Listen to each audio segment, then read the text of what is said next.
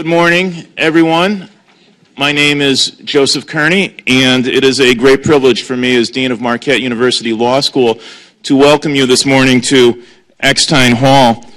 Today's half-day conference offers some national and Milwaukee perspectives on the future of Catholic K-12 education.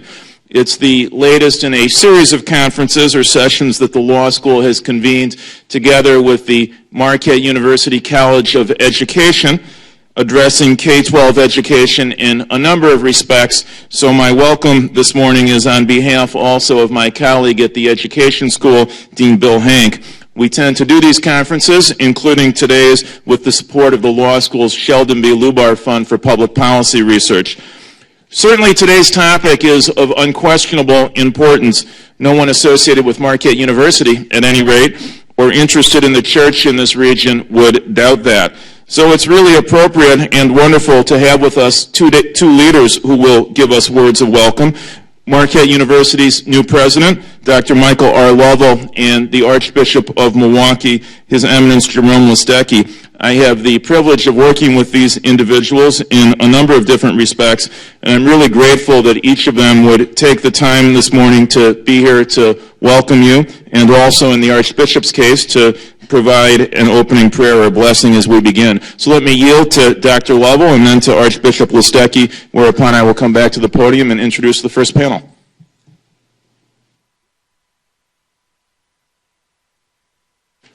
Well, thank you very much, Joe, and I want to welcome all of you for being here today. And what it really is a critically important topic for the future of not only Milwaukee, but I believe of our country. And I do want to thank both Joe in the law school for hosting this and Bill from our School of Education for putting this on. And I think it's just another way Marquette University is trying to be a thought leader here in Milwaukee and beyond, and really thinking about and talking about some of the critical issues that are facing our society.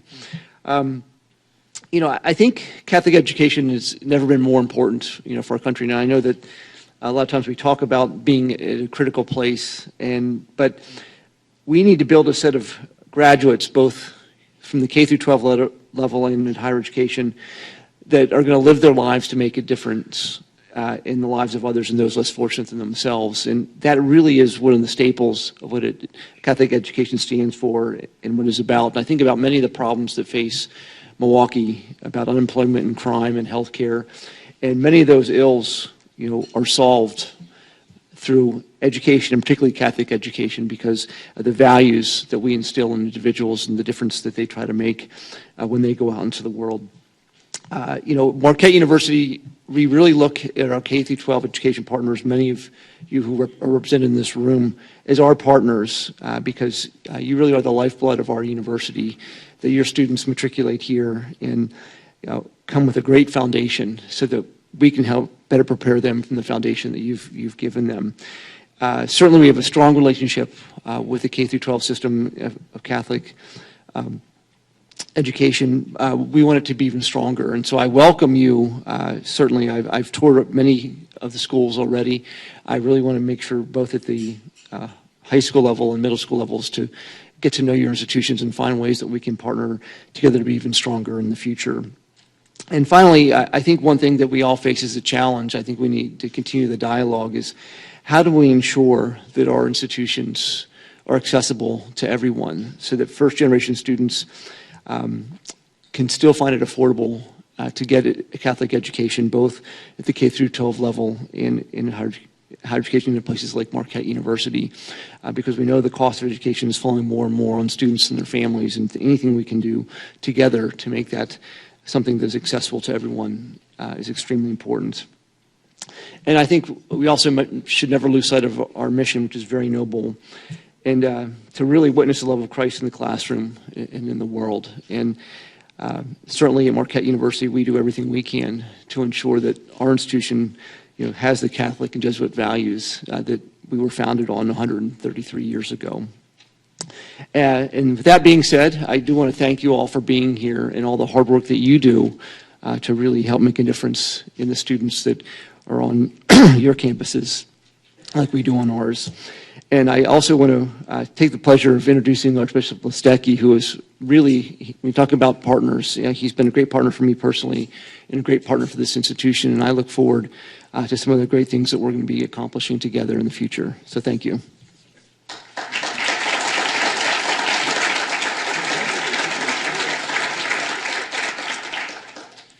Thank you, everyone, and thank you for attending this conference. First of all, let me thank Dean Kearney. Let me thank him in a very special way for his leadership here at Marquette Law School.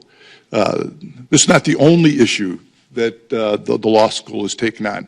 And whenever there's an issue that comes up for the common good, you know that Joe is going to be right there and is going to initiate a discussion and gain insights from that. So thanks for your leadership here at Marquette Law School. Thank you very much, Joe. I'm doubly proud of him because he's a product of the Catholic schools of the South Side of Chicago. So there's a little connection immediately that is there. I want to thank Nicole and Margaret too, who are no strangers. Those are the authors of the book that really generated a lot of the interest. So thank you both, and they are no strangers to Catholic education and the support for Catholic education, but raising the consciousness of Catholic education and its value that is sometimes forgotten by our society is very important for all of us, and why we need to maintain it. We gathered this morning because we care about Catholic education. Many of us are products of sacrifices that have been made on our behalf in order to create an environment which celebrated our dignity and the dignity of our brothers and sisters. The mission given to us by the Lord at the Great Commissioning, all power in heaven and on earth has been given to me. Go therefore and make disciples of all nations, baptizing them in the name of the Father and of the Son and of the Holy Spirit, teaching them to observe all that I have commanded you. Our parishes, once established, immediately built schools so that a community could fulfill the mission given by our Lord. No greater way to evangelize than ensure that a community receives an understanding of their faith. Catholic schools instructed their students not only in the academic life, but in life itself. They were not only informing, but they were forming the citizens that would make significant contributions to the common good. This formation included civic responsibility, social concerns, and development in faith. We know intuitively that the Catholic education we received made a difference in our lives and the lives of others. Jesus is the great teacher. He was referred to as Rabboni. St. Ignatius turned to Jesus when he prayed, Lord, teach me to be generous. Teach me to serve you as you deserve, to give and not count the cost, to fight and not heed the wounds, to toil and not to seek for rest, to labor and not to ask for reward, save that of knowing that I do your will.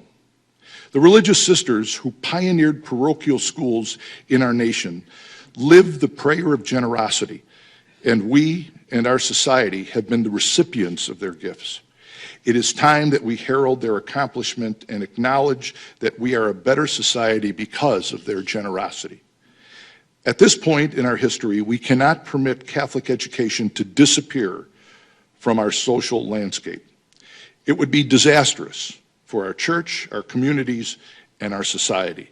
The more we educate ourselves on what we would lose, the more we will seek to do what is necessary to preserve it. Here at Marquette University, we reflect on St. Ignatius's first principles and our reflection. The goal of our life is to live with God forever. God who loves us gave us life. Our own response of love allows God's life to flow into us without limit. All the things in this world are gifts from God, presented to us so that we know God more easily and make a return of love more readily. As a result, we appreciate and use all these gifts of God insofar as they help us to develop as loving persons. But if any of these gifts become the center of our lives, they displace God and so hinder our growth towards our goal. In everyday life, then, we must hold ourselves in balance Before all of these created gifts, insofar as we have a choice and are not bound by some obligation, we should not fix our desires on health or sickness, wealth or poverty, success or failure, a long life or a short one. For everything has the potential of calling forth in us a deeper response to our life in God. Our only desire and our one choice should be this: I want and I choose what better leads to God deepening his life in me. There is no doubt that Catholic education deepens God's life in us. And together we pray, St. Ignatius of Loyola, pray for us. And may Almighty God bless you all, the Father, the Son, and the Holy Spirit. Amen.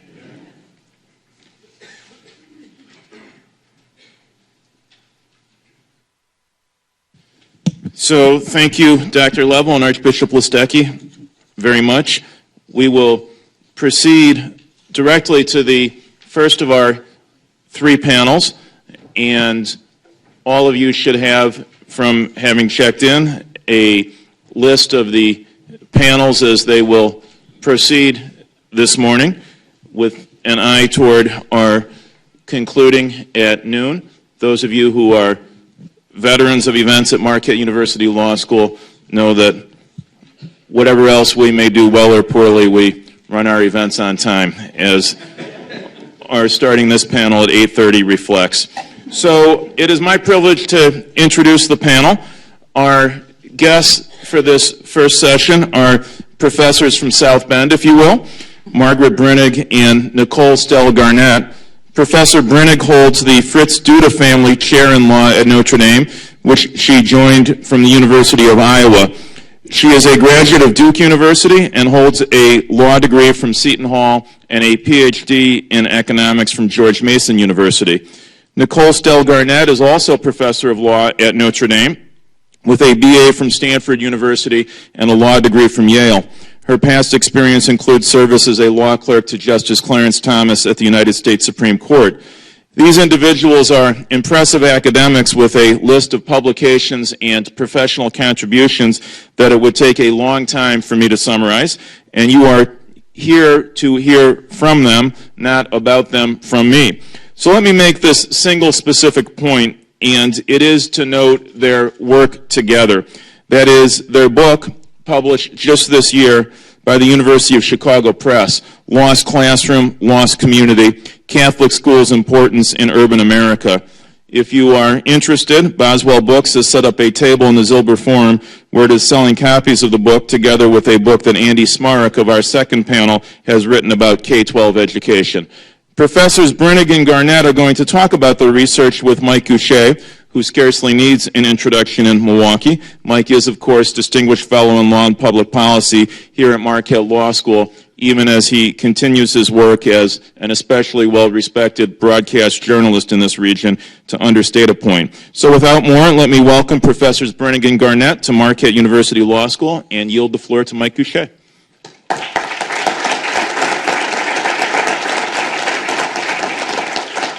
Thank you, Dean Kearney, and thanks to all of you for your interest and your attendance today. We had a chance, a group of us involved in the conference, to sit down last night and have dinner together, and it was sort of an informal occasion, and that's the character of this conversation that we're about to have. It'll be fairly informal, and we wanted to talk to the professors about their work. And if you do have a chance to read this book, it's really a fascinating book with some pretty interesting findings, some pretty interesting observations, and we're going to discuss them in the next hour or so. You told me last night, can I call you by first name since it's an informal conversation? This will be Peg, that'll be Nicole on the end. You were telling me last night, Peg, 5 years in the works on this book. Why did you decide to write it? What was the purpose of sitting down and putting this together? Actually, Nicole. So this is my question. So a little bit of history about me. I was, as a baby attorney, I actually worked on the the case when the voucher plan in Milwaukee expanded to include religious schools. So I was defending the program for some parents who wanted to participate. So this has been a part of my life since I graduated from law school. I've always loved education, and I actually think the seeds of the book were probably planted in Milwaukee, because I'm a Catholic convert. I'm a public school kid, as is Peg, although we're both Catholic school parents. And I'd never really set foot in a Catholic school until I was a 26, 27-year-old attorney in Milwaukee. And it struck me that these places were special. They were different than other schools that I saw in the city. They were not just educational institutions, but they seemed to be like kind of a little oasis of hope and order in sometimes really rough neighborhoods. So that idea was in my head. And then years later, I wrote a lot of stuff about urban policy and neighborhoods, and I went to a conference in Washington, D.C., I think that was organized by Andy Smarrick. It was a White House summit, not just any conference, a White House summit. And the goal of the conference was to think about how we could keep inner-city faith-based schools open. But what happened, I wasn't a panelist or anything. I just sort of hung around in the hallways. And so I heard a lot of community activists saying, you know, the worst thing about these schools closing is what happens to the neighborhoods. The neighborhoods are hurt when the schools close. So that was interesting to me, because I knew that kids were hurt when the schools closed, but this was a different claim, that it wasn't just inside the classroom, but beyond the classroom walls, the whole community. So I thought, that would be an interesting paper. And I came home to talk to my friend Peg, who lives next door to me in Notre Dame Law School and knows how to measure things, and we just started we started this project, which has consumed 5-6 years of our life. So, Peg, what were you setting out to measure specifically? What we started out doing was looking at what's called social capital, the network of neighborhoods, the things that hold us together as a community. And we ended up doing more than that. We ended up looking at crime as well. But we started with the social capital idea, and we knew that they'd done a lot of work on social capital at the University of Chicago, that there had been some great papers that both of us had read in our prior lives from the University of Chicago, and that they had a database which, if we could get it, might get at some of the things we were interested in. Mm-hmm. We like Chicago as well for a number of other reasons. One is that Nicole had just spent a semester there teaching, so she had sort of lived that experience. I am from Milwaukee, so I've been to Chicago a lot of times, and in addition to going to O'Hare to get out of South Bend sometimes. But we also, Notre Dame has a very strong set of connections. In particular, Father Tim Scully, who is head of the Alliance for Catholic Education at Notre Dame, is from Chicago, and he put us in touch with the superintendent of the Catholic schools for the Archdiocese of Chicago, Sister Mary Paul McCahey, and that sort of was the beginning of what we ended up doing. We spent an afternoon with her talking about her view of why the schools had closed, because as an economist, I was very aware that we might very well find that there was a decline in neighborhoods when the Catholic schools closed, but we wouldn't really have shown anything at all if the neighborhood was going downhill anyway, the school is closed, and it was going to end up in a disaster area regardless, or if something independently was causing both the neighborhood to decline and the school to close. So we needed something that would explain why Catholic schools closed that had nothing to do with the change in demographics. And what were some of the reasons you found why Catholic schools were closing in such great numbers? And we will provide a little perspective on how many closings have occurred over the last 5 decades or so and what's happened to enrollment. But let's begin here. Okay, and then Nicole can take over here. The single most important variable we found, it's even more important than the demographics, had to do with leadership, had to do with the pastors who are the CEOs of the parishes where the schools exist. If they were clamoring for the schools to remain open And when the bishop or archbishop or cardinal in the case of Chicago said, we got to close 10 schools, they say, not us, and we'll have bake sales or whatever it is we need to do to keep the schools going. Those schools remained open. On the other hand, if they said, oh, this is our opportunity to sell the building and repave our parking lot or do the deferred maintenance that's been there in those great old churches in Chicago for the last 25 years, the schools would close. So what we wanted, what she thought when we originally went to talk to her was that it was a group of priests, and pardon me if I insult anybody in here, but they were from not from the Archdiocese of Chicago. They were from Poland or somewhere else and had been imported because of the priest shortage. And she thought that those were the guys who were getting the schools to close. It turned out, there weren't that many of them, and that there were other things that were far more powerful in explaining it.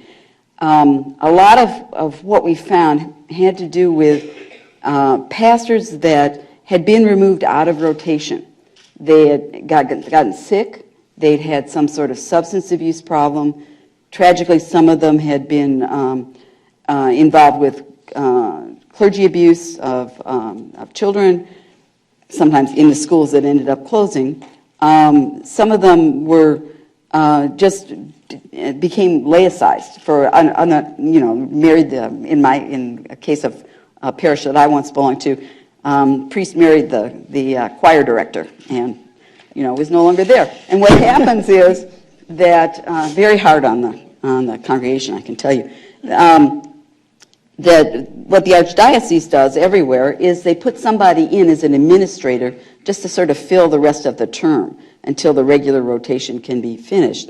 And we found that the churches that had administrators in them were 10 times more likely to have their schools closed than the ones that did not.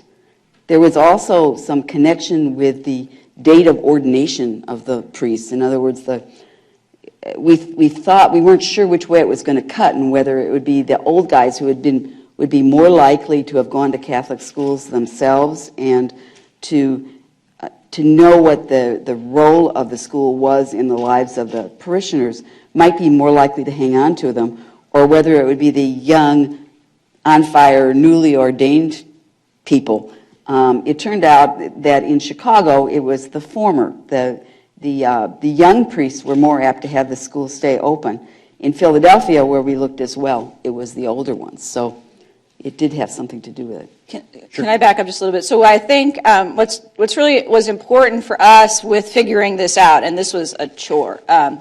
We coded the priests for how many years? I mean, years. Who was the pastor? 1976 to 2008.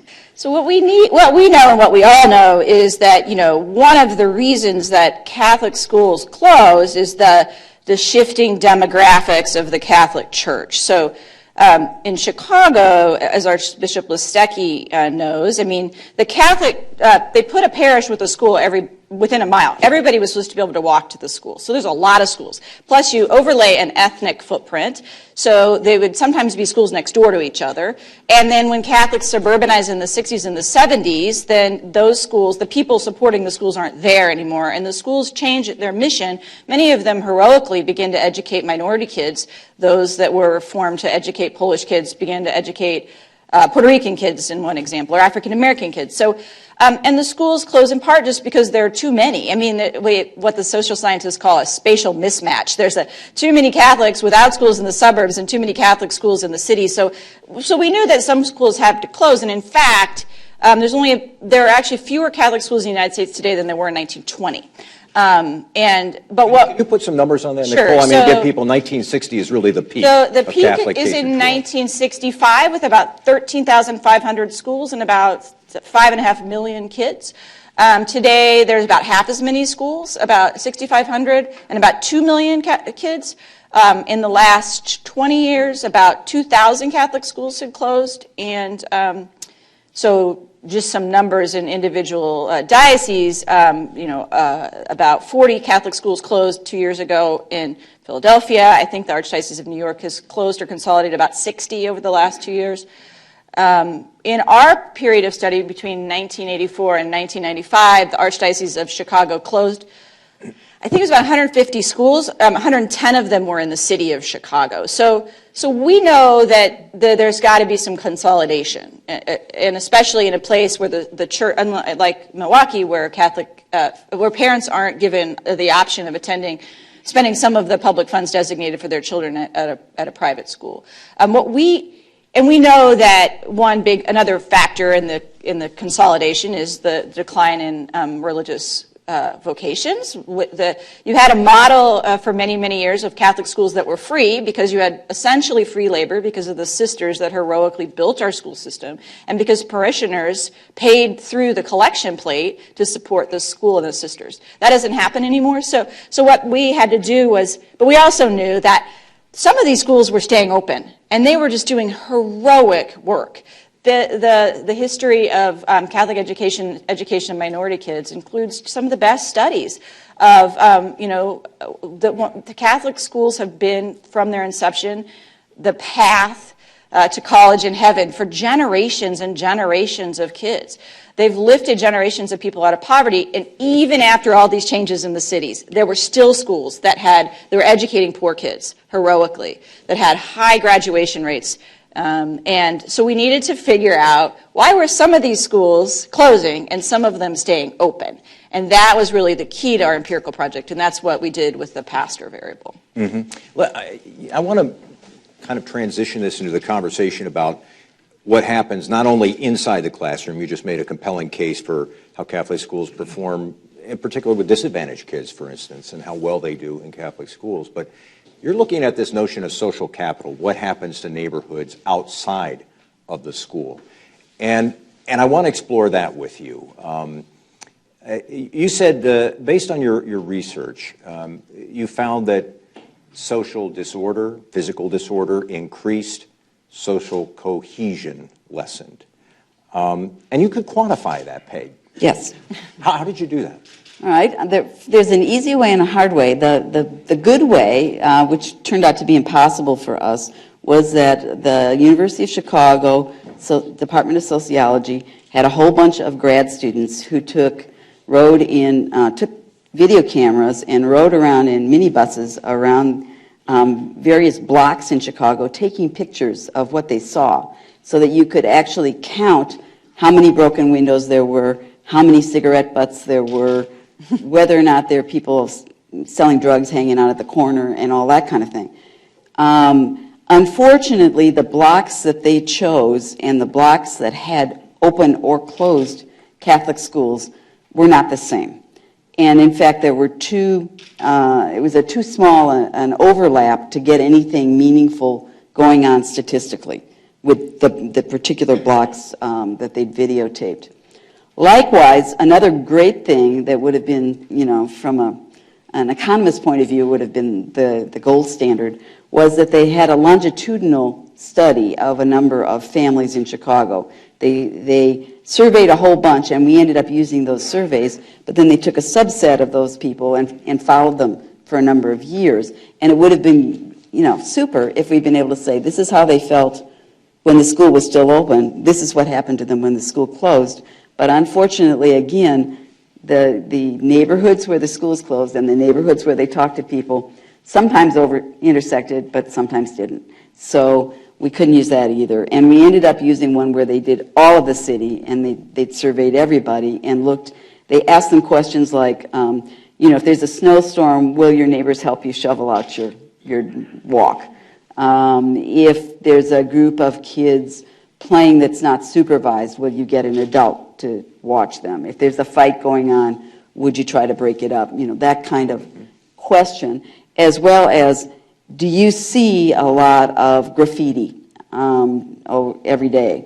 Do you see broken windows and that kind of question? Or do you see a lot of drug selling going on in your neighborhood, or prostitution, or gang fights, or things like that? So they asked people these questions, and that was done in every neighborhood And that's how we got the data. So we were able to map the school, the Archdiocese gave us a number, the names of all the closed and open schools, and we were able to map them onto this survey data, which enabled us to sort of see whether or not the presence of a closed or open school affected people's, in this case, what they reported to be their attitude, their perception of social capital. They trust their neighbors. Is there a lot of disorder?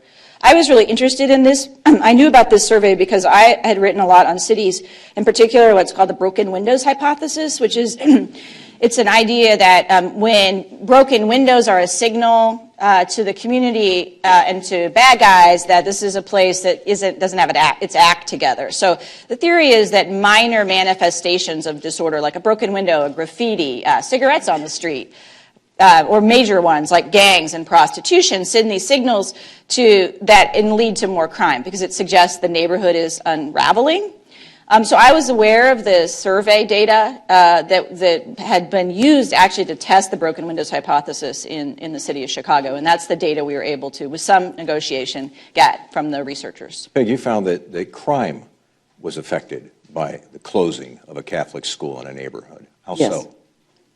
Well, we aren't sure exactly what the mechanism and exactly how it works, but what we were able to do eventually was to tie the closing of the Catholic school to the deterioration of the social fabric in the neighborhood, and then holding constant all kinds of things, including all kinds of demographic variables that are correlated with crime, and the geography, so that things that happened in southeast Chicago wouldn't have as much of an effect on things in northwest Chicago as they would right around there, right? So we were holding constant geography. We held constant the year of the crime data.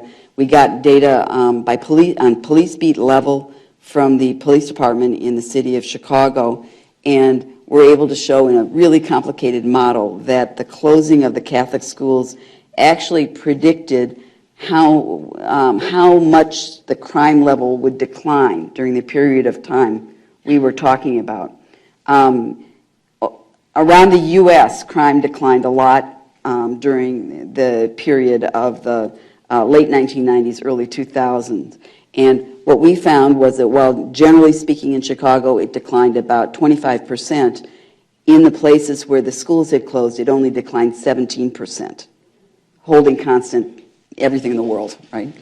One of the interesting terms in here, I think you used the term, you said that the closing of a Catholic school for certain neighborhoods can be sort of a trigger for what's called a disorder cascade. I thought that was a very interesting term. What do you mean by that? Well, so this is related to the broken windows hypothesis. So the idea is that, one little thing leads to two little things, which leads to one big thing and two big things. And so this is really geeky stuff, but if you're a criminologist, you will know that people hate each other about whether or not disorder causes crime. Like best friends have broken up over the broken windows hypothesis. I mean, these people don't speak to each other; they call each other names. So we don't really know whether disorder causes crime, but we do know, the best evidence is that disorder triggers sort of a cascade of social decline in the neighborhood that leads inevitably to more crime.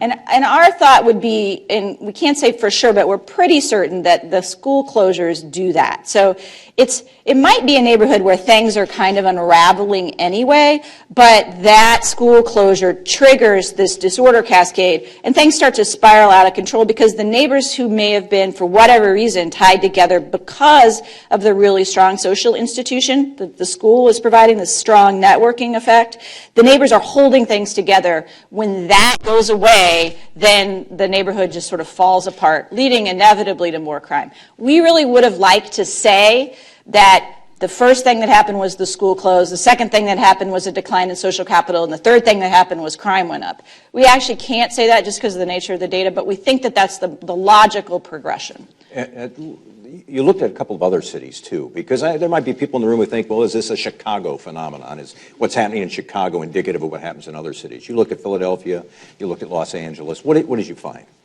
We found that basically we did the exact same thing that we did in Chicago, in Philadelphia, and found the same thing, that the Catholic school would close. They have social capital data that Penn does, or Southeast Pennsylvania Community Health Database does in Philadelphia, that if the inner city school closes, social capital declines, crime rises in Philadelphia. In Los Angeles, we got nothing. It doesn't matter whether it's a charter school, a public school, a Catholic school that's in a neighborhood. It has nothing to do with the crime rate, nor does all the things that normally are associated with crime have anything to do with the crime rate. So something is strange with the data in Los Angeles. It really was weird. We're like, poverty doesn't predict crime in Los Angeles. It didn't make any sense. I will say, we knew that the question would be, well, what about other cities? And we actually picked Los Angeles and Philadelphia. We thought about Milwaukee, by the way. We thought about Milwaukee. Actually, Milwaukee would be a great place because you've closed a lot fewer schools. So to see the effects of open schools, which we also test in our book, but open Catholic schools. But we wanted cities, one that was a lot like Chicago with a similar Catholic history. Philadelphia is a lot like Chicago, very dense Catholic footprint, a very long ethnic Catholic history. And we wanted a city that was very different. And part of this is me, because I'm actually have studied a lot about land use patterns, and I actually thought, and I still think, that one reason why Catholic schools were so important in Chicago would be because cities need social institutions. Just dense, urban, populated areas may need social institutions. Bart Giamatti, he was president of Yale, also the Major League Baseball commissioner, once said that the reason we use urbane as a compliment is because things urban are so hard to get right. And I thought that might be why. And that's what we find in Philadelphia. We don't find anything in Los Angeles. And it's interesting, so people say, well, does that mean that it'll work in New York and Boston, but it won't work in Houston? And my answer is, well, I think, yeah, we'll find the same thing if we did it in New York and Boston. I don't know about Houston, because Los Angeles is just so weird. It has the lowest levels of social capital in the country. Like, no one talks to anyone in Los Angeles, so far as I can tell. So we don't know whether it's just a weird place and we really should have picked Phoenix, which we tried, but there weren't enough schools, or Houston might have been a better option.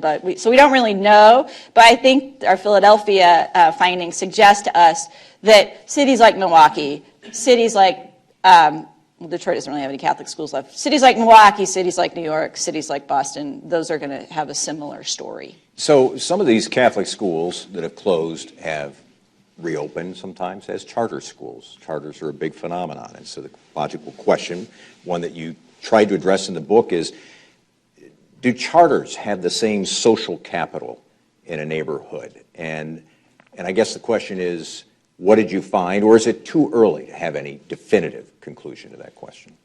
Well, so far they don't do the same thing. So far, even if they open in the exact same building, and we had 28 charter schools that had opened in Chicago during the period of time for which we had the crime data, and half of them were in the exact same building as the closed Catholic school had once occupied.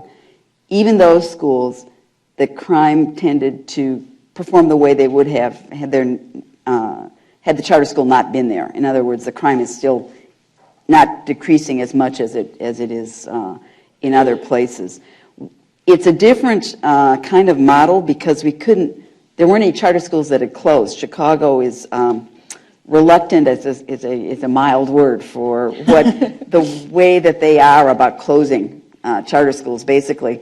And Nicole can tell you, because she's read more of the stuff than I have, but they close one day and they reopen the next day with a different charter operator. If they get in trouble, they just find someone else to run it. They're not closing charter schools in Chicago. So we couldn't use closed versus closed. We had to do open versus open. And our schools the Catholic schools had mostly opened before 1930, and many of them in the 19th century. So we couldn't go back that far, and to figure out why they opened where they had. I mean, we know it has to do with ethnic immigration and also the intent by a number of the archbishops of Chicago then, who deliberately set schools only a mile apart so that people could walk to them in the days before buses. With the charter schools, there's no one pattern that predicts where a charter school is going to open. Sometimes it's because people just have a heart for a particular neighborhood because maybe they came from it, or because they deliberately picked a really poor place to locate, or sometimes they just sort of randomly pick somewhere and they want it because they want to do, I don't know, martial arts and education or something, some plan they have to make the education relevant to the students. But there's no one way, as there is with the pastors being involved with the schools closing, to predict where these things are going to open. So we don't have a causation model anymore. What we have is what's called correlation, and we know that there is no decrease in crime where the charter schools are there, and there is less crime when the Catholic schools are there. So the bottom line is controlling for demographics, and we don't claim this is causal, but controlling for demographics, the presence of an open Catholic school and a police beat predicted about 30% less crime, and the charter school had no appreciable effect, and in some years seemed to make things worse. But we actually don't know, really. We had not very many charter schools. We couldn't show causation, so in that, we're very cautious and say, there are some charter schools out there that must be very good community institutions, but we don't have enough data to know for sure, and we don't know what it's going to be like in 30 years. I think we can safely say, based on your research, that the conclusion is that it's not a good thing when a Catholic school closes in a community. But so if we understand that, we see a lot of communities around the country wrestling with this.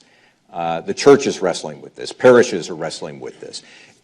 You look at cities like Washington, D.C., and Miami, places like that. What did you find at Indianapolis? There are a lot of different people trying to figure out how to survive and also retain their Catholic character. Pretty difficult, isn't it?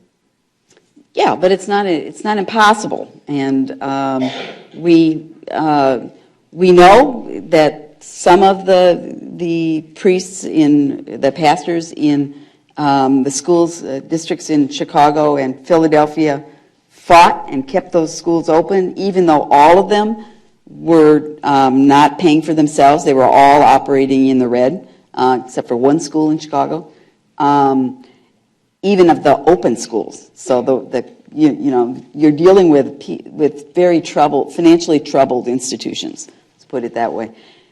One thing that's hope besides the heroics of the pastor principal team is that there are private foundations in many of the places we looked at, certainly in Chicago, Philadelphia, and Los Angeles, and we understand elsewhere, that are giving scholarships basically to kids who otherwise couldn't afford to go.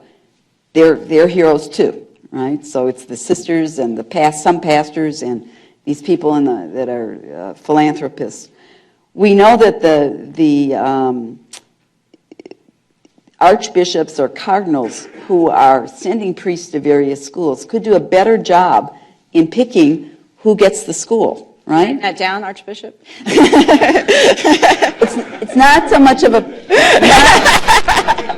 if you've got somebody who's utterly disinterested in Catholic education, don't put them in charge of a parish with a school.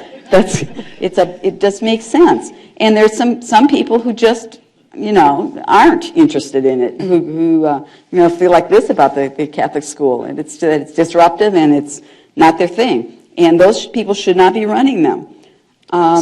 We also think long-term that the solution that Milwaukee has is the best survival mechanism. So this is vouchers for private religious schools. Yeah. So I think we had to convince our dean that this book had something to do with the law. So we have to do that sometimes too. Yeah. I once gave a talk at a group of law professors, and the older gentleman said, "This is all very interesting, but this has nothing to do with the law." So we do talk about parental choice more than we talk about the internal church stuff. So I think there are messages from our book for both the church and for public policy. So it's very comfortable to say what I think about what the church should do in front of Archbishop Listecki, but I will say nothing to do with his leadership, which is awesome. But we do know that leadership, our book, because of the pastor stuff, but also just because we know leadership matters. A pastor and a principal team that are committed to a school, even in very difficult circumstances, can turn the school around. My own kid's school almost closed. In the 80s, it had 150 kids. It was stumbling along academically. It's a national blue ribbon school with 467 kids, the highest enrollment since Vatican II. What happened? A pastor and a principal who, the Holy Spirit sent us a pastor and a principal who had both had gone to the school. And there was no way that school was closing under their watch, and they turned it around. So leadership matters, and a lot of what Marquette is doing to form Catholic school leaders, what Notre Dame is doing to form Catholic school leaders, is critical. Latinos matter. St. Anthony's has figured this out here, but there are about 67% of practicing Catholics under the age of 40 are Latino in the United States, and 3% of Latino families send their kids to Catholic school. That is not a good equation for those kids and for urban schools. We have to turn that around. And I think it's always uncomfortable and it's a difficult question because I love the parish school model. As I'm a convert to the parish school model, it's changed my life to be a Catholic school parent. It's a beautiful thing. But we do need, I think there is more experimentation with governance structures that are enabling schools to really take advantage of lay talent, like Catholic Porter McGee, who's here today, like take advantage of lay talent to take some of that burden off the pastor while keeping the pastor involved in the school. So leadership, governance, Latinos, all those things matter. We have to redefine, in my view, redefine the vocation to Catholic education. The sisters were a wonderful model. But we have lots of lay people who are in our schools that their vocation is to Catholic education. So on the other side, the law hook. Yeah, we believe in that we didn't write the book to come out with a pro-voucher. It wasn't a pro-voucher book, but in the end, we know that where parental choice is available, the Catholic schools compete more effectively with charter schools.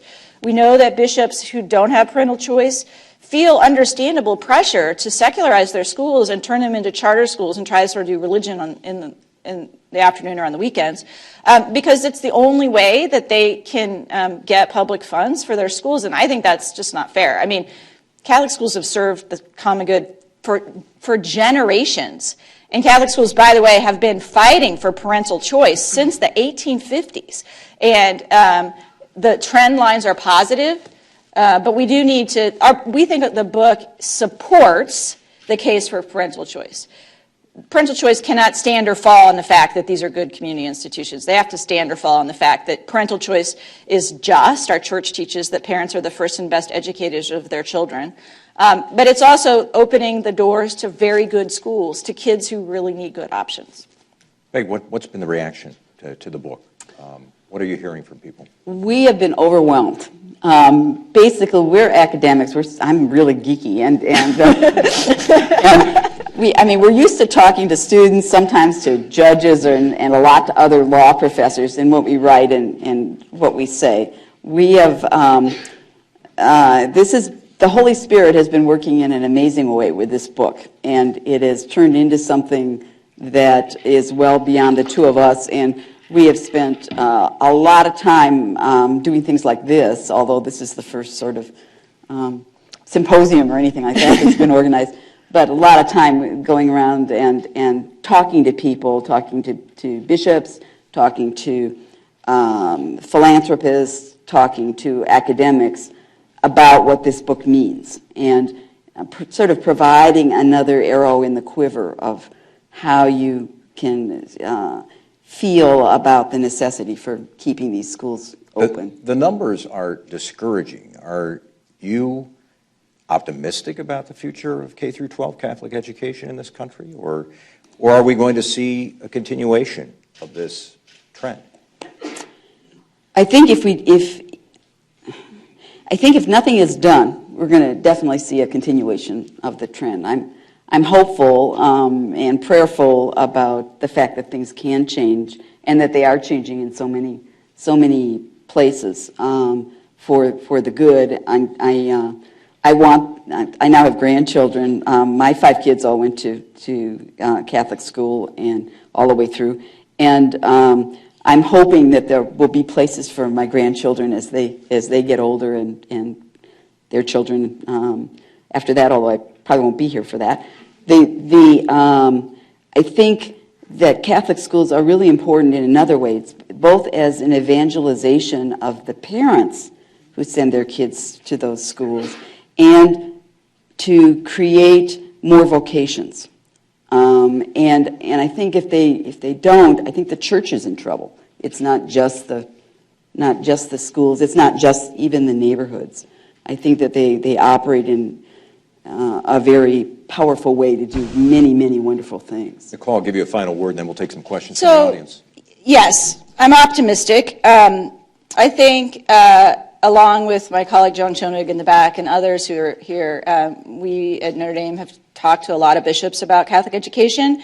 Archbishop Listecki has been to a couple of our conversations. I know that the USCCB had a plenary session on Catholic education, so that the church institutional is focusing on this. There's a lot of experimentation going on. You're going to hear about it in the next panel. So there's an understanding that this matters, and that the church needs to do something. And the parental choice footprint is growing. There are now 20 states in the District of Columbia have some form of parental choice. Some of these programs are very, very small, not really enough. Some of them are really transformative. And I think in those places, the church can take advantage of those resources to really transform their schools. There will be more closures. My hope is that the experimentation with governance, the focus on leadership, recruitment of Latinos, all of these things combined with parental choice will lead to a place where we still have vibrant, excellent inner-city Catholic schools. My fear is, as Peg says, if we don't do those things and we don't get more parental choice, we're really going to have a situation where Catholic education is for the rich, and maybe a few urban schools that hang on. And so a very, very segmented market. And for my kids who go to a middle-class Catholic school, for my grandkids, I hope that isn't the case. It's depressing to me when I talk to friends who live in Philadelphia and they tell me that a Catholic school in their neighborhood is like $25,000. That's not within the price range of a police officer. So I think, so that's my hope. And I actually I'm optimistic because I see so much energy in the church about the issue. And I also believe increasingly that public policy has come to focus on this idea that we really just need to increase the number of high quality options for kids. We need to be sector agnostic, Andy. It's Andy's term, not mine. We need to just say, let's give parents a choice, and let's give parents a choice between good options. And I think more and more people across the political spectrum are coming to see that as the solution to the education problem. And if that's the case, then we will have a more hopeful future. Let's take some questions from the audience. If you're in the seating bowl, you have these little balls in front of you. Don't put your finger down on that. Put it down on the rim and keep it down there. We'll be able to hear your question. If you're in the back, we will have Ryan with a microphone come over and do that. I have to call on a faculty member first. Paul, if you can wait for Ryan, he's going to come over and get a microphone for you, and you can ask your question. One of our law school faculty members. We just yell.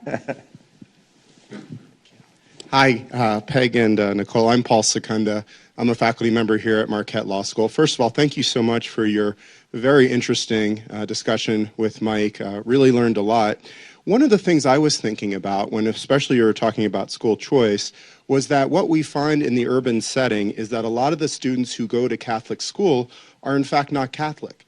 They're Protestant, sometimes even Jewish or other religions. And I was wondering, how does that line up with this idea of allowing Catholic schools to survive by opening up to a larger segment of the population, but at the same time adhering to the mission of the Catholic school, which is to, as you've put it, evangelize or find vocation? How do you see that working out? Thank you. Well, I say I should ask the people over here that. You should ask those people. They've lived it far more than me. I mean, so I guess my instinct is that we need to know who we are, and that in a market you have a product, and you say, this is who we are. And many, many parents, non-Catholic parents, will say, great, I want my kids in a faith-based school, I want the discipline, I want the academics. So we shouldn't, my strong instinct is we may be, as Cardinal Hickey said, we may be there not because they're Catholic, but because we are, but we need to be Catholic.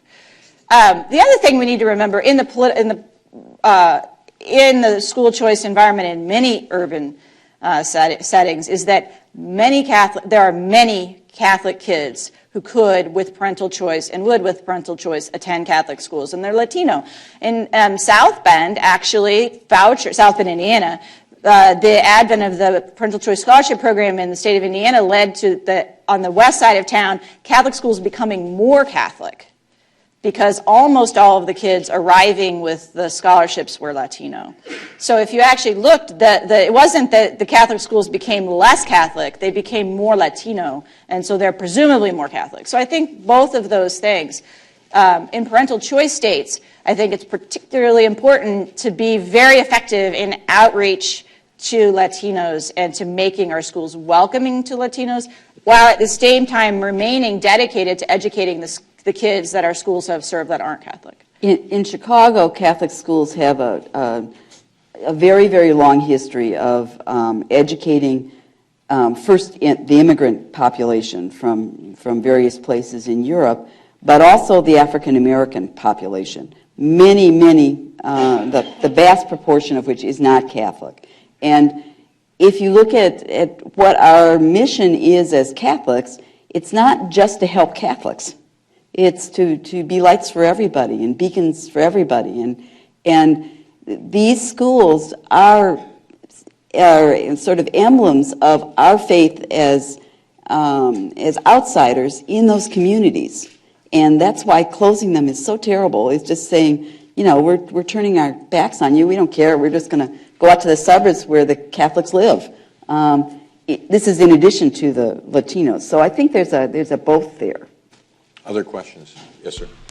Nicole, you noted that one of the factors in the decline historically of Catholic schools was what you called Catholic suburbanized. Is that code for white flight? Well, so there's a whole literature on this. So, you know, there's a wonderful book, if you're interested in cities, by a historian or maybe a political scientist at Harvard called Urban Exodus: Why the Jews Left Boston and the Catholics Stayed, and it's about Dorchester. And what he argues is that actually white flight began in the 1920s. Everybody left cities but Catholics by the Second World War. It stopped, basically, it froze during the Depression. But what happens in the 1960s and 70s is the Catholic social networks that we're studying unravel. And the Catholic attachment to their parishes and neighborhoods gives way for a variety of reasons. One of them undoubtedly is race. We know the neighborhoods are changing, the schools are changing, they're first resisting integration, then accepting it. But other things are happening too, which lead Catholics to let go of these neighborhoods. They're getting wealthier. They're becoming more integrated into mainstream society. Vatican II. All of these things are saying to Catholics, you don't need to be in these ghettos anymore. You can go be like everybody else. That actually turns out to be not good for cities, not just Catholic schools. These neighborhoods change dramatically. And race is one reason. But I think that really it's important to note that it was the Catholics were what we might call inholders. They stayed when other people suburbanized earlier because they were so attached to their schools and their parishes. Well, let me go over. I'm going to get. There's one in Let me go right over. Oh, go over here. Yeah, thank you. There's a group of disenfranchised parents and children in Catholic schools, and that's parents of children with disabilities. And the Catholic schools have done a heroic job with kids of color, with poor kids. Paul Secunda and I have talked about IDEA not covering the special education law, not covering, not being able to compel Catholic schools to offer special education. Morally, is there something that changes when you're accepting voucher money and school choice? Well, I don't know if it morally changes when you accept, I don't know why voucher money would change the morality of, or the moral imperative of educating all kids. I'm totally with you that I very much want Catholic schools to be open to and serving kids with disabilities. We have a colleague, a friend who has 7 children. Their youngest has Down syndrome, and it's she's sad. She's a Catholic school grad, and she's sad that she doesn't think Benjamin will be able to go to St. Joe grade school because the school won't be able to serve him. So should we do everything we can to make our schools as welcoming as possible? Yes, I think that's totally true. But you mentioned IDEA. I mean, one place to start would be to expand the funding, the IDEA funding, to allow Catholic schools to get more of those funds. They get very little. At Notre Dame, we actually currently have a project with some law students who are working with Archdiocese of Indianapolis, Chicago, and the Diocese of Fort Wayne South Bend, where we're trying to be advocates for the schools to get the little tiny amount of money that they're entitled to serve disabled kids that the districts aren't giving them. Should we? Yes. Should we do, just like we should do, in my view, we should do everything we can to save our schools short of parental choice? Yes. Should we be more welcoming? Should we educate our kids, especially for kids with minor disabilities? Yeah. But we also need to recognize the public policy dimension here, which is that the money doesn't follow the kid the way it does to a public school, which for parents of kids with disabilities, that means for most of them are not going to be able to choose Catholic schools. So I think it's the moral imperative, in my view, money-wise, isn't the voucher. It's that we should think about restructuring IDEA so that the IDEA funds would follow the children. Yes, please. Keep your finger down on that. Smith, Ms. Chris, bringing the issue right here to Milwaukee, how do you rationalize the fact that the expansion of voucher and charter and Catholic schools takes money away from the public school in Milwaukee that has to serve everyone, when we know the public schools are the base of our democracy and have to exist? Taxpayers here in Milwaukee cannot afford to support 2 school systems when the voucher Catholic systems have proven no better and often worse than our public schools, and do not have to follow the same rules, and our public schools are left with over 20,000 disability children in Milwaukee and overcrowded classrooms. Well, I'm a product of public school. I'm a proud product of public school. I'm a Catholic school parent. And I think that we all believe in public education. Public education means the government is committed, the public is committed to educating the kid.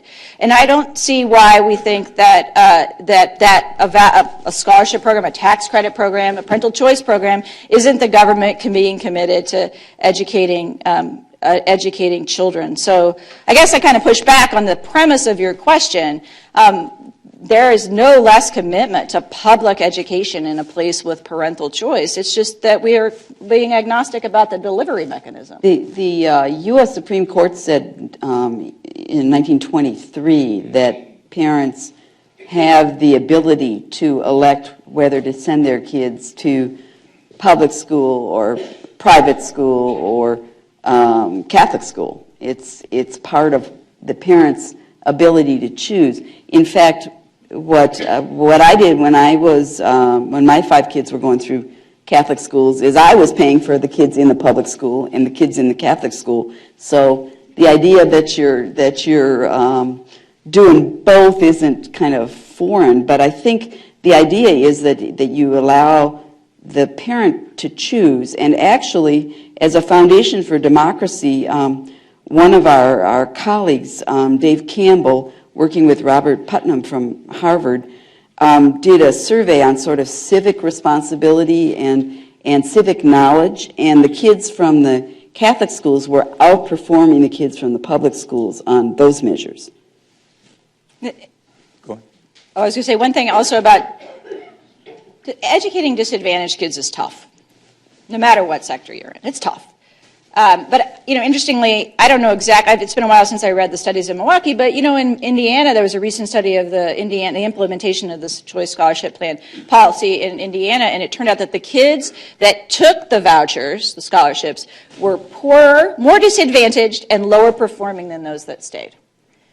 So it was the fact that the parents knew their kids were in trouble and they wanted an option for them. So the Catholic schools and the private schools in Indiana absorbed a lot of kids really fast that were very disadvantaged. Time for just a couple more questions. Anybody? Way in the back here. If you can hang on a second, we'll wait for the microphone. Kind of nervous. I have a daughter with Down syndrome. And I'm Latina. I'm from the South Side, and I was tutoring in a small middle school for girls, Catholic school. And I took my daughter with me, and she told me that she loved the school and she wanted to attend the school. And I still cry when I have to tell him, I'm sorry, but you cannot come to this school. And it was very hard for me to explain that, even when I could afford the tuition. And I guess that's something that needs to change. I truly have seen the difference that the Catholic schools have had in the South Side of Milwaukee. I've seen them growing. I see the kids going to those schools. And it's heartbreaking to tell my child, no, you cannot attend that school. And it's just a comment down. Well, I'm about to cry too, so yeah, I just repeat what I said before. We have to do everything we can to be welcoming, and we need to advocate for our children so that parents like you can choose the school for your children, even when they're more difficult, when they have learning challenges that Catholic schools can't currently meet. Just a quick follow-up to that. Having a husband in a wheelchair, we couldn't choose Catholic schools just because they weren't accessible. And I realize that's expensive. Same with our public schools. So there's multiple issues here. It's not just program. But I wanted to make that plug. My question, though, goes back to the study of the impact on the neighborhoods. And I wondered, where did the students come from? Did you look at the percentage of students that come from the neighborhood? Because it's kind of my experience that when I went to Catholic school, you didn't live in the neighborhood. You came from somewhere else. And was there an impact? Did you look at that? we didn't have data for each school about how many of the kids lived in the neighborhood. That's of these closed Catholic schools. They're beginning to collect more of that now, but sort of overall, they would tell us that far and away, kids would attend their neighborhood Catholic schools.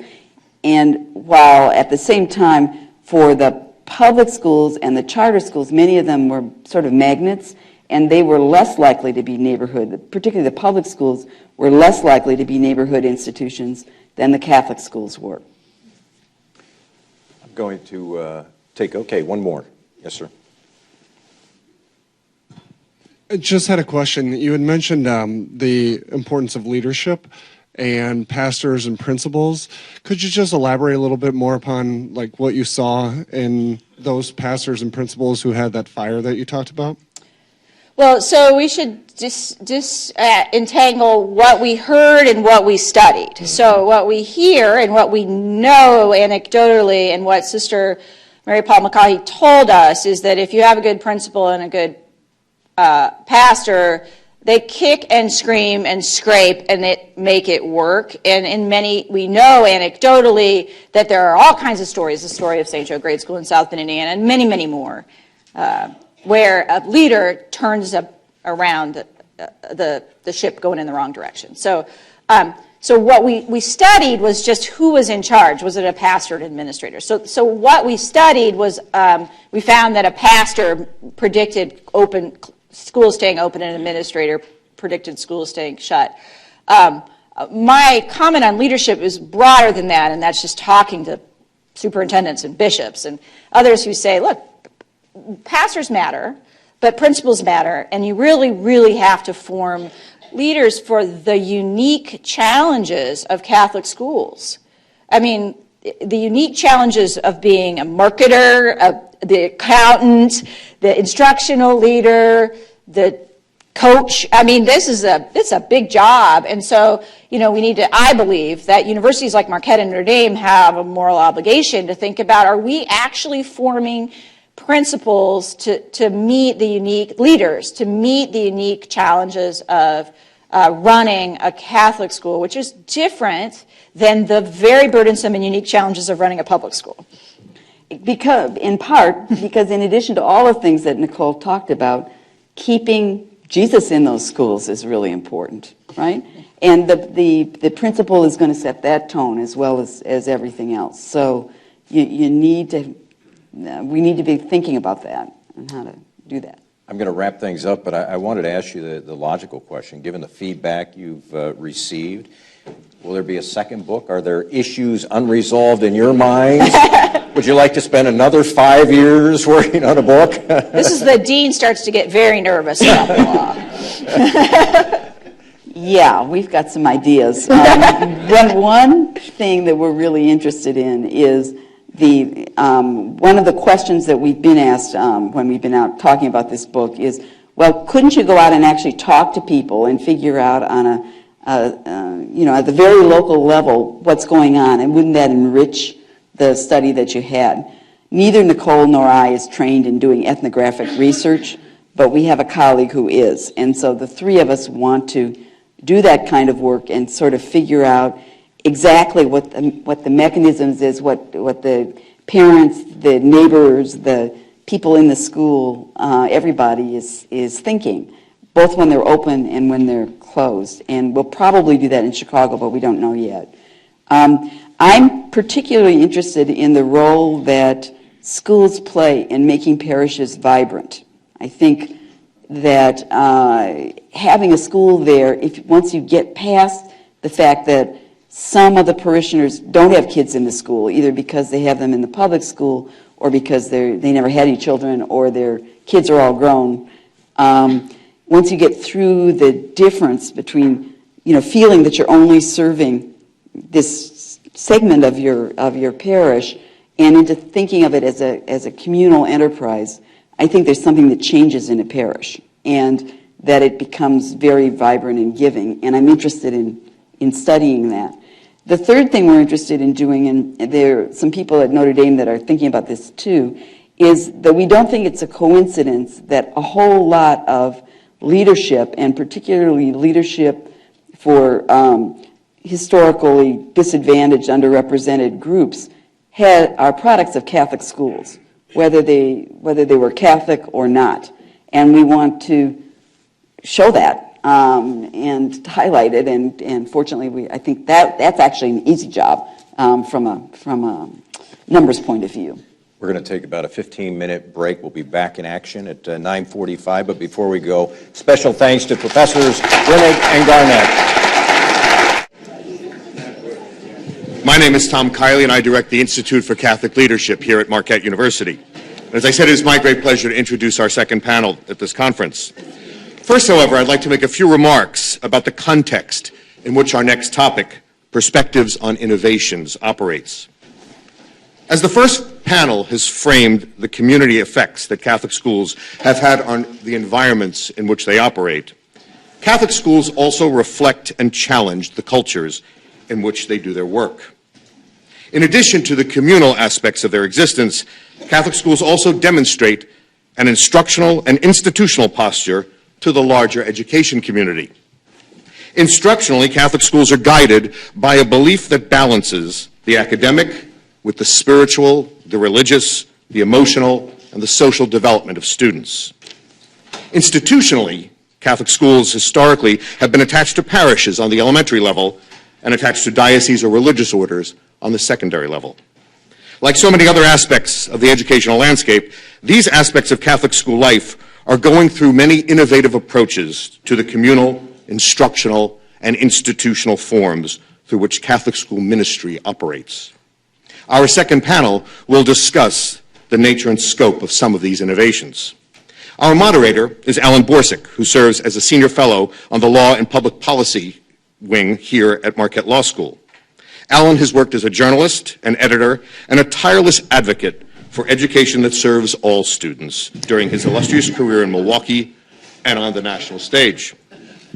Alan is joined today by Kathleen Porter McGee, who currently serves as the Superintendent and Chief Academic Officer of the Partnership for Inner-City Education in New York City. Ms. Porter McGee has an extensive background in education policy and advocacy, working with the Thomas B. Fordham Foundation and the College Board. The Partnership for Inner-City Education is part of a unique relationship with the Archdiocese of New York, managing 6 inner-city Catholic schools in Harlem and the South Bronx. She is joined by Mr. Andy Smarek, who is a partner at Bellwether Education Partners, a nonprofit organization that offers strategic, policy, and talent development services to schools that serve students who have been underserved by their educational experiences. Mr. Smarek has a background as the author of The Urban School System of the Future, applying the principles and lessons of chartering, which I've just found out is on sale today, and has previously served as the Deputy Commissioner of Education. Props. And he's also served as the Deputy Commissioner of Education of the state of New Jersey and as Deputy Assistant Secretary at the U.S. Department of Education. He has applied his knowledge and skills to the case of Catholic schools through publications and his policy work. Alan Borsick.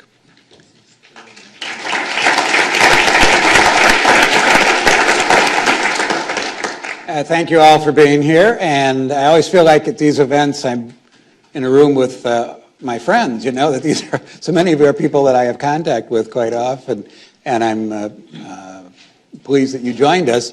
Last night we had a bit of a conversation, and Kathleen and Andy said, what do you want at the end of the morning here? And I said, I want to give people material to think about. I want to prod people and have all of you leave here with some fresh reasons to think about what you're doing in your own schools, those of you who are in schools. And these are 2 excellent people to have here for that purpose. Andy Smarek, among other things, tweets about 726 times a day, and I'm one of his followers, and I've read a lot from him. I read a lot from Kathleen, who doesn't tweet quite that often, but these are people who are leading figures in prodding thought nationwide on education, and it's a privilege to have them here. That said, I'm eager to stay quiet most of the rest of the time. And I'd ask Kathleen to start. Describe what you're doing in this effort in New York City and what you're learning as doing it, with the goal of raising achievement in these 6 schools to a much higher level. Yeah, thank you, Alan. And thank you, everybody, for having me. It's a real privilege for me to be here, and I'm really grateful for the opportunity to talk to you.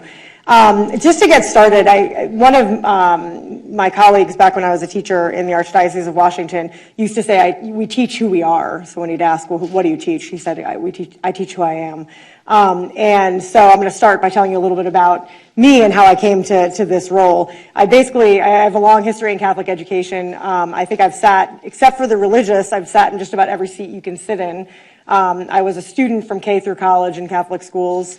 I started my career as a Catholic school teacher. I was a school level administrator at the high school that I taught in, and I was a diocesan level administrator in the Archdiocese of Washington, and now at the partnership. So I come to this work honestly, I guess you could say. In addition to my Catholic school experience, I also had the very good fortune of working, being sort of the founding chief academic officer, though it was a different title at the time, of a network of urban public charter schools. And so those 2 experiences have really informed what I'm trying to do at the partnership today. And I have to say that I am incredibly optimistic about the future of Catholic education in general and urban Catholic education in particular. And that optimism, I know that a lot of the stories about Catholic education are about school closures, but I actually think we have a real opportunity here. I think if you categorized the conversation over urban education reform into sort of 2 waves, I think the first wave has largely been characterized as a story of urban charter schools and really changing the conversation about what's possible. But as part of that conversation, or as that conversation has evolved, people have started to say, yes, academic achievement, but also what about character and values? And I think as Catholic educators, we never lost sight of that. And I think we really have an opportunity to bridge those 2 things. So to get to the issue at hand, which is the Partnership for Inner-City Education, so our 6 schools are in the South Bronx and Harlem. Just to give you the sort of state of play, they're staffed by incredibly dedicated, often lifelong Catholic educators who are hardworking and committed, but our achievement has been unacceptably low, so we do have a tough road ahead of us. What we're trying to do is really be very intentional and focused in our work. I think there's an almost limitless number of things that you could do to try to improve schools, but I think the most important thing is to pick a few things and really try to do them well. And so I'd say there are three broad buckets that we're focusing on. Two things that we're really trying to preserve, and one thing that as the partnership we are changing. The two things we're trying to preserve, one is Catholic identity. I really do think that Catholic schools continue to serve their students well, sometimes almost in spite of themselves, in spite of the fact that their funding levels are very low and management is often complicated and sometimes even disjointed. Curriculum is not always systematic. Instruction also not always systematic or intentional. And yet students have really impressive life outcomes. And so I think that is something about the Catholic identity. And so one of the things when I came on board at the partnership that I said very explicitly is I want to be very careful about what we change, because I want to make sure in bringing about changes that we don't lose the things that actually make our schools great and what make our history and our legacy great. So preserving the Catholic identity is one of the things we want to preserve. The second thing that I would say, maybe, I don't know if it's preserve or actually return, is returning to an age where academic excellence was really the hallmark of urban Catholic education. Both of my parents grew up in the Bronx. My mom is actually an alumni of one of my 6 schools, which is amazing for me. She grew up in the projects in the South Bronx and really credits Immaculate Conception, ICS, as helping to lift her and her brother and her sisters and her family out of poverty. And I think that a lot of that was, again, the Catholic identity, but also a focus on academic excellence. And that is where we have a lot of work to do, very frankly. And then the third thing that I think we're focusing on and that we are actually changing is the day-to-day management. And so the partnership the Archdiocese has been really amazing, and they have turned over day-to-day management of these 6 schools to us. So we are in charge of finances, operation, academics, everything that you can think of, really. And so we really are changing a lot. For the purposes of this conversation, I'll focus on the academic side. So on the academic side, again, because I want to be really focused and intentional about what we're doing, I've tried to pick a few things. I've tried to pick the few levers that I think we can pull in the first couple of years that will, I hope, drive academic excellence while also preserving Catholic identity. To that end, one of the things that is very near and dear to my heart, and I think actually helps return to the classical roots of Catholic education, is to really focus on selecting and implementing a knowledge-rich curriculum that really gives the students we serve the knowledge and the skills that they need to succeed later on. And so we've picked curricula very intentionally, and we're focused on implementing it and implementing it well. The second thing is we are trying to improve instruction. Again, that could mean an almost limitless number of things. And so what I've done was borrowing from lessons from my days in the charter world and also from some charter leaders that I have a ton of respect for and I think have done some really trailblazing work. We've identified 7 essentials of effective instruction and that are, as nitty-gritty as really writing super clear objectives and making sure that students master the daily objective every day. That sounds nitty-gritty, but for those of you who are in schools, you know that is harder than it sounds. And so we're picking 7 things to really focus on. And actually, up until now, I've only rolled out 4 of them. So I'm trying to be very systematic about rolling them out so that the focus to our teachers, we're saying make sure that you're teaching the content and the skills to mastery every single day. And I think the burden is on me as well to do the same thing with our teachers, to really say what is it that our teachers need to do, what is it they need to do well, and let's make sure that we're giving the teachers the support that they need and the resources they need to do that, to mastery, to do it effectively. So I guess we'd be characterized our kind of efforts right now by focus, by curriculum, and by really prioritizing, I think, a few things that I do think can help dramatically change academic achievement. It's only been a few months that you've been in this role. Mm-hmm. Are you off to an okay start? I hope so, right? It's been amazing. So there have been so many, it's been so humbling to work with the 6 schools and the 6 school leaders in particular. And honestly, their faith and the faith that they've put in me is intimidating, but it is also very, very powerful. And so I think we are off to the good start. I think the first thing that I did, so before I actually came on board, I was working with the principals over the summer, and as we were sort of making the final decisions to take this on, I made it clear that one of the things that I really wanted to do was push this knowledge building curriculum that I believe is really essential, particularly for the students that we serve, and I really think it's going to have a transformative effect. And it was tough because the schools had just adopted a different literacy curriculum, and they had just rolled it out to their teachers for the first time in June, and I came in July and suggested that they take a different path. And the principals, not only did they say yes, but they were absolutely enthusiastic about it. They were on board. They were excited about the change. I said we could roll it out, just in a few grades at first, and they were like, no, we're all in. Like, we want to do this. And I think that showed an amazing sort of openness to change and to really thinking differently.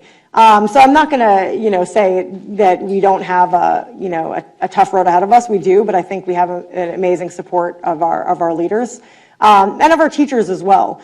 Although I will say that one thing that I haven't mentioned yet, I think buy-in from teachers is essential, and we do have an uphill battle. I mean, we have teachers. We have some who are very, very supportive. We have some who are nervous, understandably so, because I think, like teachers anywhere, they have seen flashy new reform ideas or changes roll in and then roll out as quickly as they've rolled in, and so the other thing that I am trying to work on very personally is on earning the trust of our teachers while also pushing them pretty hard and setting some pretty specific achievement goals. Andy. Sir. How are you? Oh, good.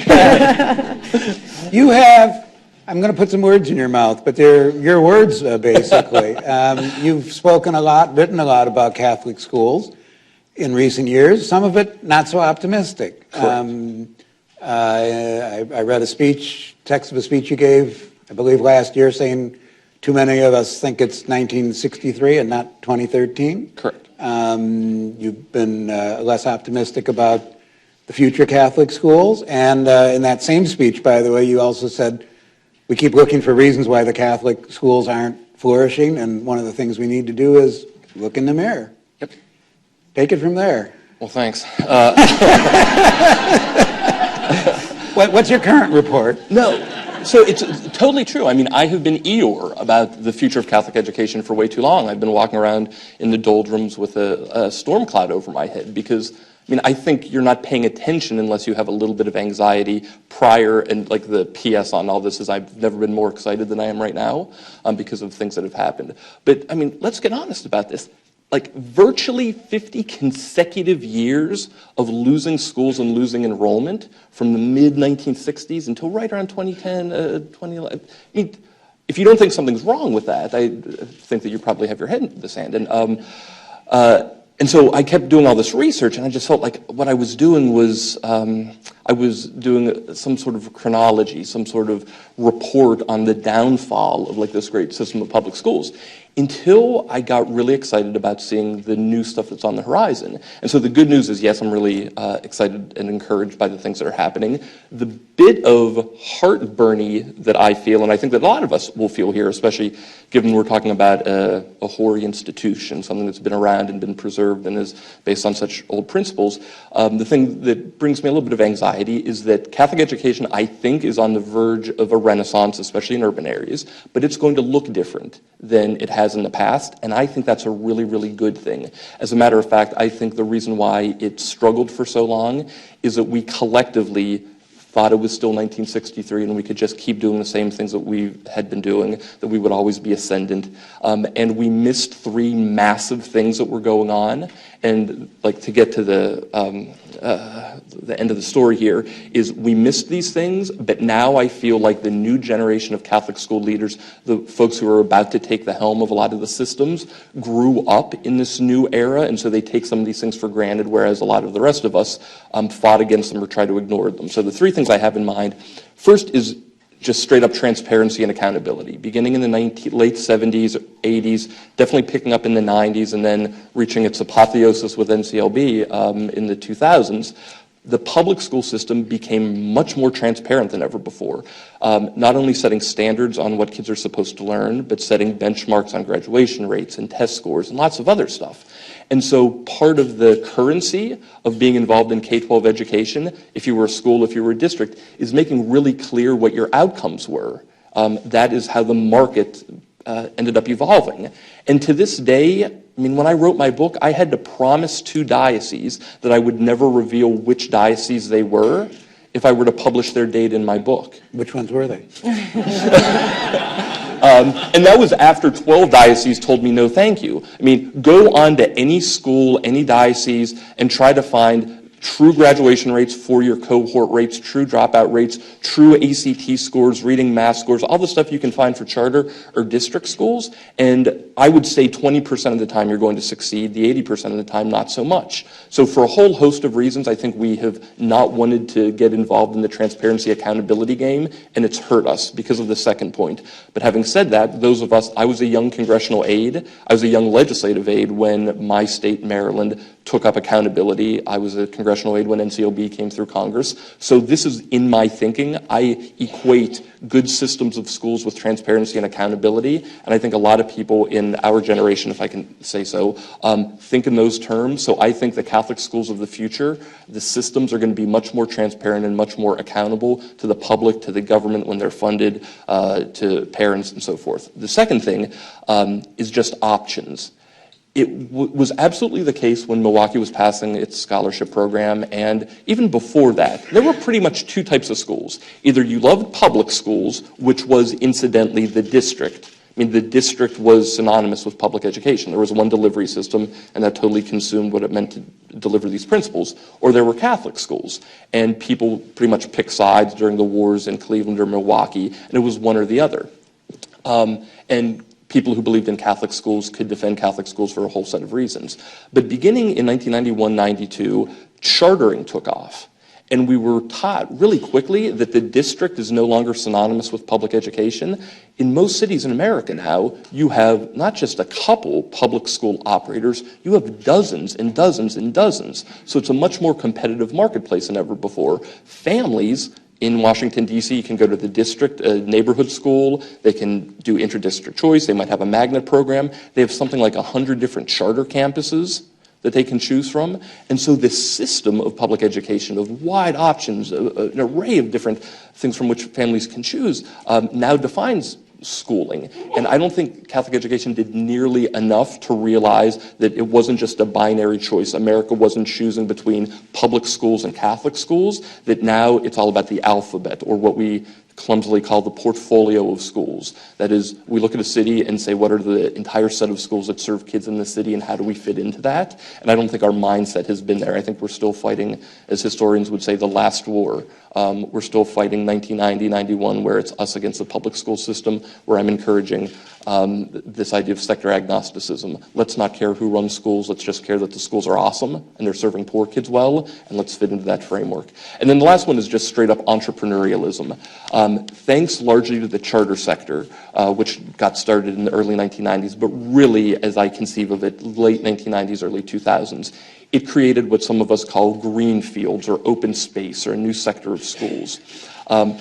Lots of social entrepreneurs got frustrated that if people said, let's make results for public schools better in urban America, we have to do it through the district. They said, that's not true. I can believe in public education, but I don't have to believe in the district. I can give my attention, I can do new things in this new space. So they started Amistad and Achievement First, for which Kathleen worked, and KIPP and Uncommon Schools. But they also started organizations like Schools That Can and the Mind Trust in Indianapolis or Philadelphia Schools Partnership, these support organizations and foundations. And so this brand new entrepreneurial space within public education got started with civically minded people who wanted to do better and do different and weren't wedded to the district, the thing that had been bequeathed to them.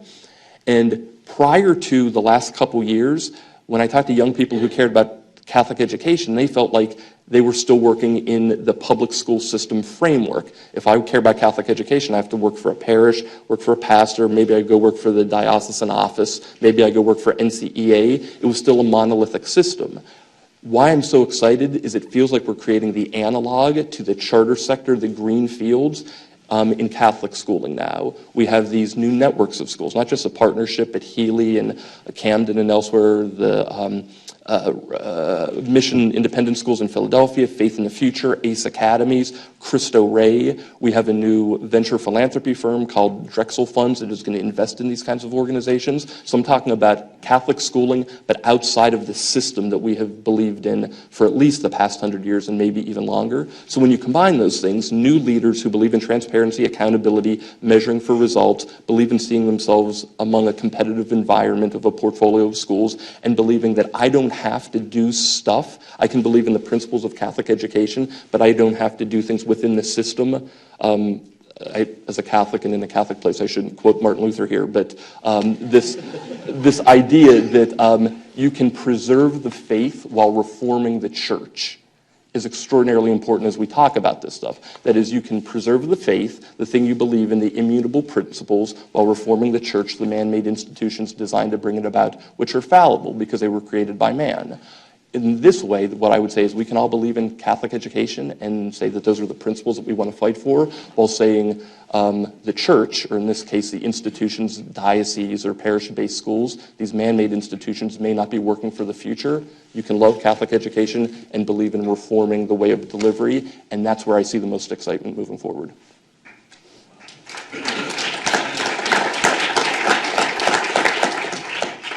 A question that isn't limited to Catholic schools, but certainly relevant to Catholic schools.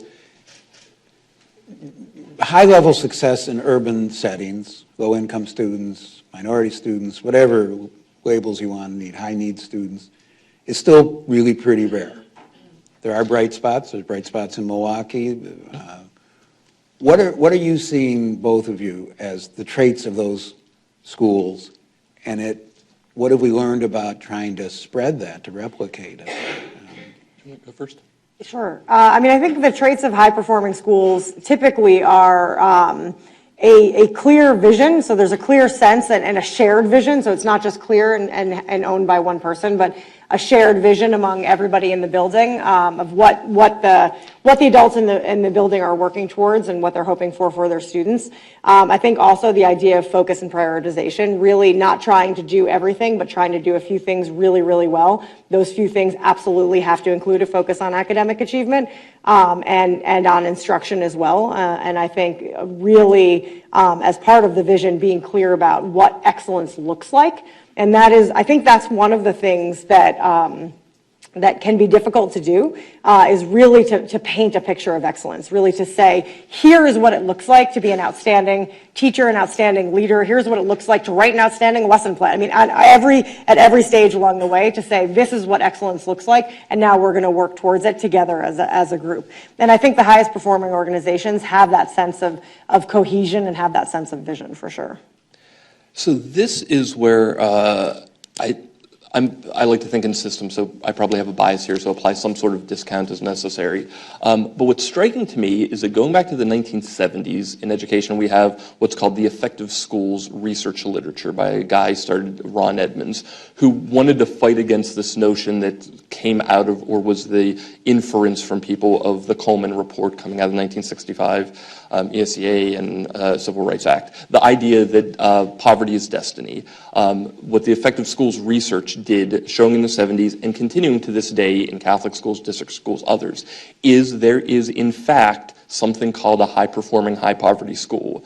Poor kids can learn. I mean, I don't have to tell you folks that, but there's still people who, honest to goodness, believe that poverty is destiny, that we're never going to solve education until we solve poverty, and on and on and on. So we have known, we've actually had empirical evidence, we've had examples of this for at least 40 years, and we know anecdotally that it goes beyond that. And these schools, like Alan brought up, exist in every single sector. What always puzzled me, and the reason why I'm such a big believer in this three-sector high-quality seats approach, sector agnosticism, is that it is mind-boggling that every single urban district I've studied always has one, maybe two of these schools. And yet, those practices, that stuff, never spread to the district as a whole. They always remained as an oasis within this greater desert. Putting the data behind this, and not to just show for my book here, but I was really curious. This guy, Casey Carter, wrote a book called it was, No Excuses, 21 High-Performing, High-Poverty Schools. He wrote it more than a decade ago. And I was curious, and I looked at the district schools that were part of this. These are schools that were beating the odds. And I was curious, the schools that were so great in 1999, 2000, what became of them a decade later? And these schools actually were serving fewer students in fewer grades in total a decade after they were excellent. Whereas people who were involved in markets would say, why didn't they grow? Why didn't they expand? Why didn't they do more stuff? Why didn't their lessons spread? I think there's an institutional problem, and this is true of districts, and I wonder if it's also true of dioceses or parish schools, when in fact the charter sector has been able to, in the case of Amistad Achievement First, take a great school and then replicate its model. So the idea is you start a school and then you build new schools with the model, and then whether it's Achievement First or KIPP or Uncommon, you grow excellence. So you start with excellence and then you get to scale. We all have been messed up now, I believe, for 50 years because we had our ideas flipped. We thought you start with scale, something big, and you try to make it excellent throughout, and that just doesn't work. We've been trying to make urban districts better for half a century, and to this day, we don't have a single high-performing urban district. We have lots of examples of individual schools that are great, but none of these districts function all that well, and we continue to have one-off district schools or even Catholic schools that are great. So I am so far less consumed today with how do we take the lessons of the school and make the district better or make an entire system better. What I think we have to do is take these individual schools and then replicate and expand them. And incidentally, P.S., this is how other sectors do it. Doctors Without Borders or Susan Komen for the Cure or Walmart or McDonald's, all of those didn't start out gigantic. They started off small and great and then grew. And so why I'm so excited about what Kathleen's doing, she has 6 schools now. I'm sure they're going to hit home runs really soon, and then there'll be 8 schools and maybe 10 and 20, and then maybe there will be another one of these. So the one thing I will say though, and I agree completely, except that I think one of the biggest dangers, and actually was speaking with our principals about this, one of the biggest dangers in education is the best practices trap.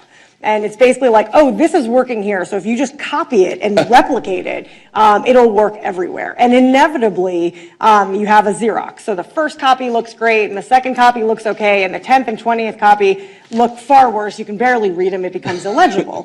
And so I think that one of the challenges in looking at replication is that you can run into the best practices trap. That's right. And that was one of the things. So one of the nervousness among our teachers is, okay, well, Kathleen, you come from a charter background as well as a Catholic background, but you come with a charter background. You're bringing, we have a strategic partnership with Doug Lamov of Uncommon Schools, and we're doing some really, I think, interesting work with some charter leaders. And they're like, so are you just trying to charterize our schools? And I'm not, honestly. I am trying to learn lessons from high-performing schools, but really trying to think about our context, which is unique and very, very different from the high-performing schools we're borrowing from. Not least of which, I mean, if you look at just the teacher workforce in our 6 schools, it looks dramatically different than the teaching force that we had at Achievement First. And so you really, when you're thinking about replication, it needs to be replication in context, and that is where things get complicated and often messy.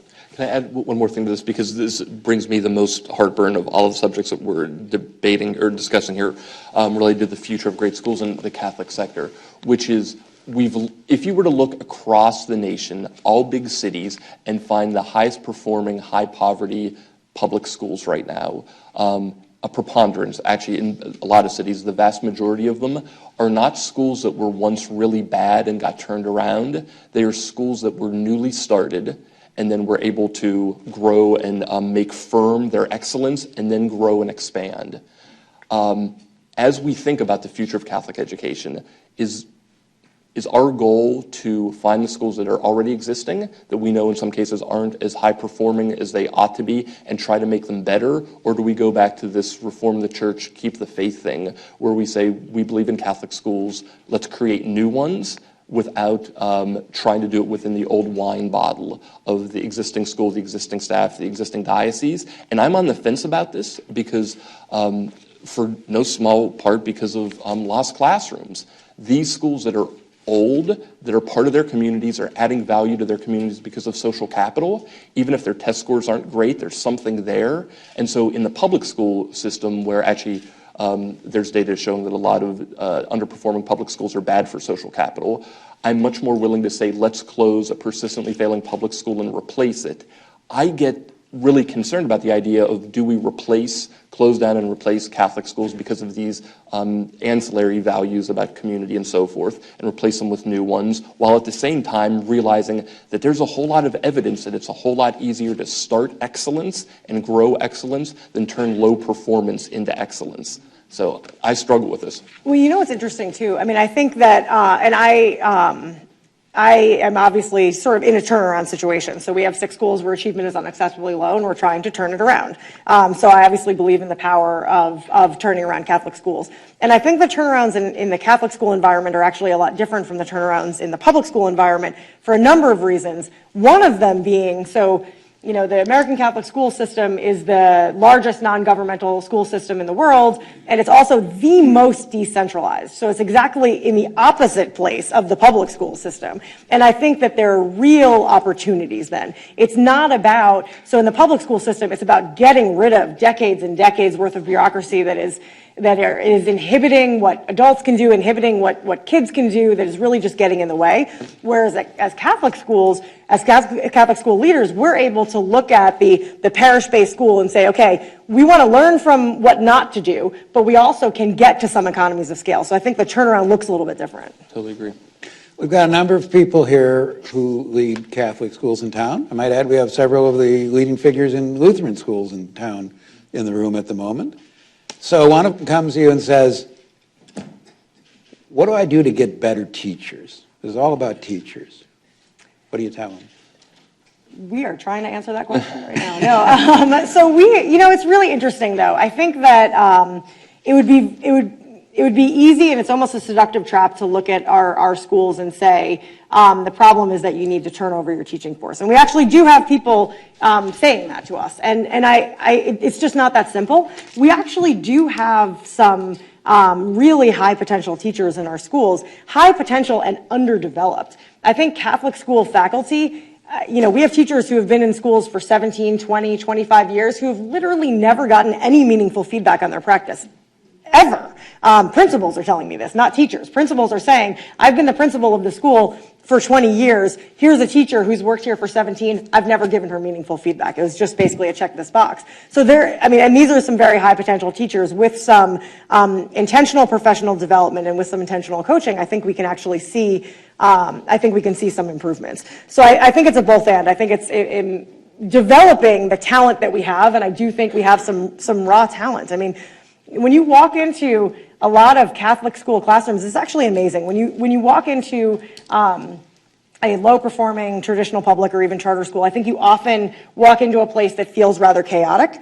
When you walk into a low-performing Catholic school, it doesn't feel chaotic. I mean, there is order, there is discipline, there are students who are ready to learn, and some of that comes from the raw talent, I think, of many of the Catholic school teachers, and the focus on things like discipline and structure, which, I was joking the other day that Catholic schools were the first no excuses schools. I mean, there was discipline and structure in Catholic schools long before it became on vogue in charter schools. So I think developing the talent we have is the first thing to focus on. But then also increasing the talent pipeline, I think, is critically important. And I mean, we're trying to answer that question right now. We're trying to develop a pipeline of really high quality teachers that we can tap into when we need to. Can I answer in a way, it's going to sound roundabout, but I want to underscore how important this is, because I want to tell you briefly about 6 people who are really important in education reform today, and then the lesson I take away from this. So Kaya Henderson is currently the chancellor of DC Public Schools, has implemented one of the nation's best teacher evaluation systems and doing Common Core implementation really well. I mean, my favorite urban superintendent in America. John White, the state superintendent in Louisiana, has gone toe-to-toe with the governor there, has done great stuff on choice and on charters, but also on Common Core accountability. Chris Barbick, this wonderful head of the Achievement School District, a takeover entity at the state level to try to fix Memphis and Nashville schools. Mike Feinberg and Dave Levin, who started the KIPP network that are now, I guess, in the neighborhood of 150 high-performing, high-poverty schools across America. Tom Torkelson started a network of idea schools in the Rio Grande Valley that is now expanding throughout Texas. And then Stephanie Soroki, who some of you may know, who's leading this great organization called Seton Education Partners, doing blended learning in Catholic schooling. Other than Kathleen, does anyone know what these 6 amazing leaders have in common? All of them are products of Teach for America. And this list could go on and on. This is just what came to my mind as Kathleen was talking. If you care deeply about your system of education, you have to view it as the life cycle of leaders. And Teach for America, although I fight with them about lots of other things, and we're kind of like siblings, we disagree, I think they're absolutely indispensable, not just for the number of teachers they've created and the urgency that they bring to the field, but how these leaders have gone from the classroom to school leadership to system leadership and are doing extraordinary stuff. And depending on who you talk to, of course, histories always get rewritten. Evidently, Teach for America at the very beginning, Wendy Kopp had this exact thing in mind. I'm not just producing teachers, I'm producing future leaders for education and social justice, civil rights, the American dream, bootstrapping, whatever you want to call it. What I would encourage anyone in this room, like I know John is here from ACE and maybe a couple other preparation programs, we need to ramp these things up, not just like a little bit, but I think ACE is probably, I don't know, someone can correct me on this, 5%, 2% of Teach for America size. We need to get so much bigger and recruit and train so many more teachers so we have more principals and more system leaders so they can take over and they can be this advanced guard. So 20 years from now when someone younger and smarter than me is sitting in this exact same place and they give you names of like the 6th grade Catholic school leaders, we can say, thank goodness we started these pipelines 20, 25 years ago. And right now the pipelines are getting built, but there's not nearly enough human capital flowing through them. And I would echo that, and the one thing that I would add is one of the things that I think is really distressing and that I learned fairly recently is if you look at a program like ACE, a lot of ACE alumni, rather than, when they finish the ACE program, rather than going to teach in urban Catholic schools, go to teach in charter schools, in part because of the professional development and growth opportunities that are there. So I think it's incumbent upon us to provide those opportunities within Catholic schools, because these are educators whose call was to Catholic education and who left because we failed to provide them what they needed. I could not agree more with that. And this is both about like the pull and the push of the people in our field. The charter sector, this new school sector, gave entrepreneurial, hardworking, committed, ambitious people a space to do their thing. And I'm so sorry to say, so many of those people are Catholic, and they had a choice. Can my talents be best used? Can I get the most out and serve the most kids and do the stuff of my dreams in the charter sector or the Catholic school sector? And for at least the past 20 years, the vast majority of them have been saying, I have more opportunity, more space if I go to the charter sector. So we have to start to become a magnet for attracting and keeping these people as opposed to repulsing them. I think we'll turn to the audience because I'm sure people have good things to say. Well, let's start with Nicole.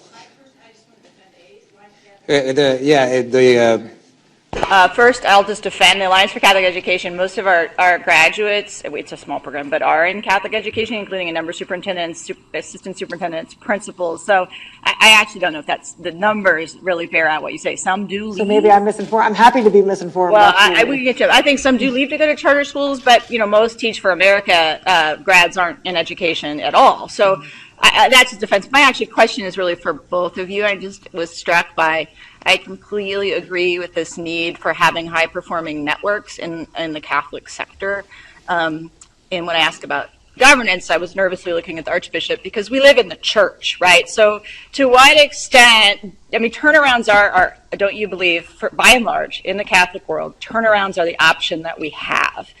It's very hard to convince a bishop who has half-empty schools, including many on the verge of closure, that you should be allowed to come in and open a new Catholic school in New York City. Not going to happen. So, in the politics of possible, are you still as optimistic, Andy, as you indicated?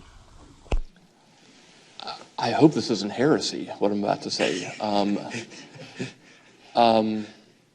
Unless there is a canon law reason for bishops to say, let's not do this thing, and I understand the need for parishes to have geographic responsibilities and to have schools and so forth, but far be it for me to give advice to bishops, but it seems to me they're being given an option.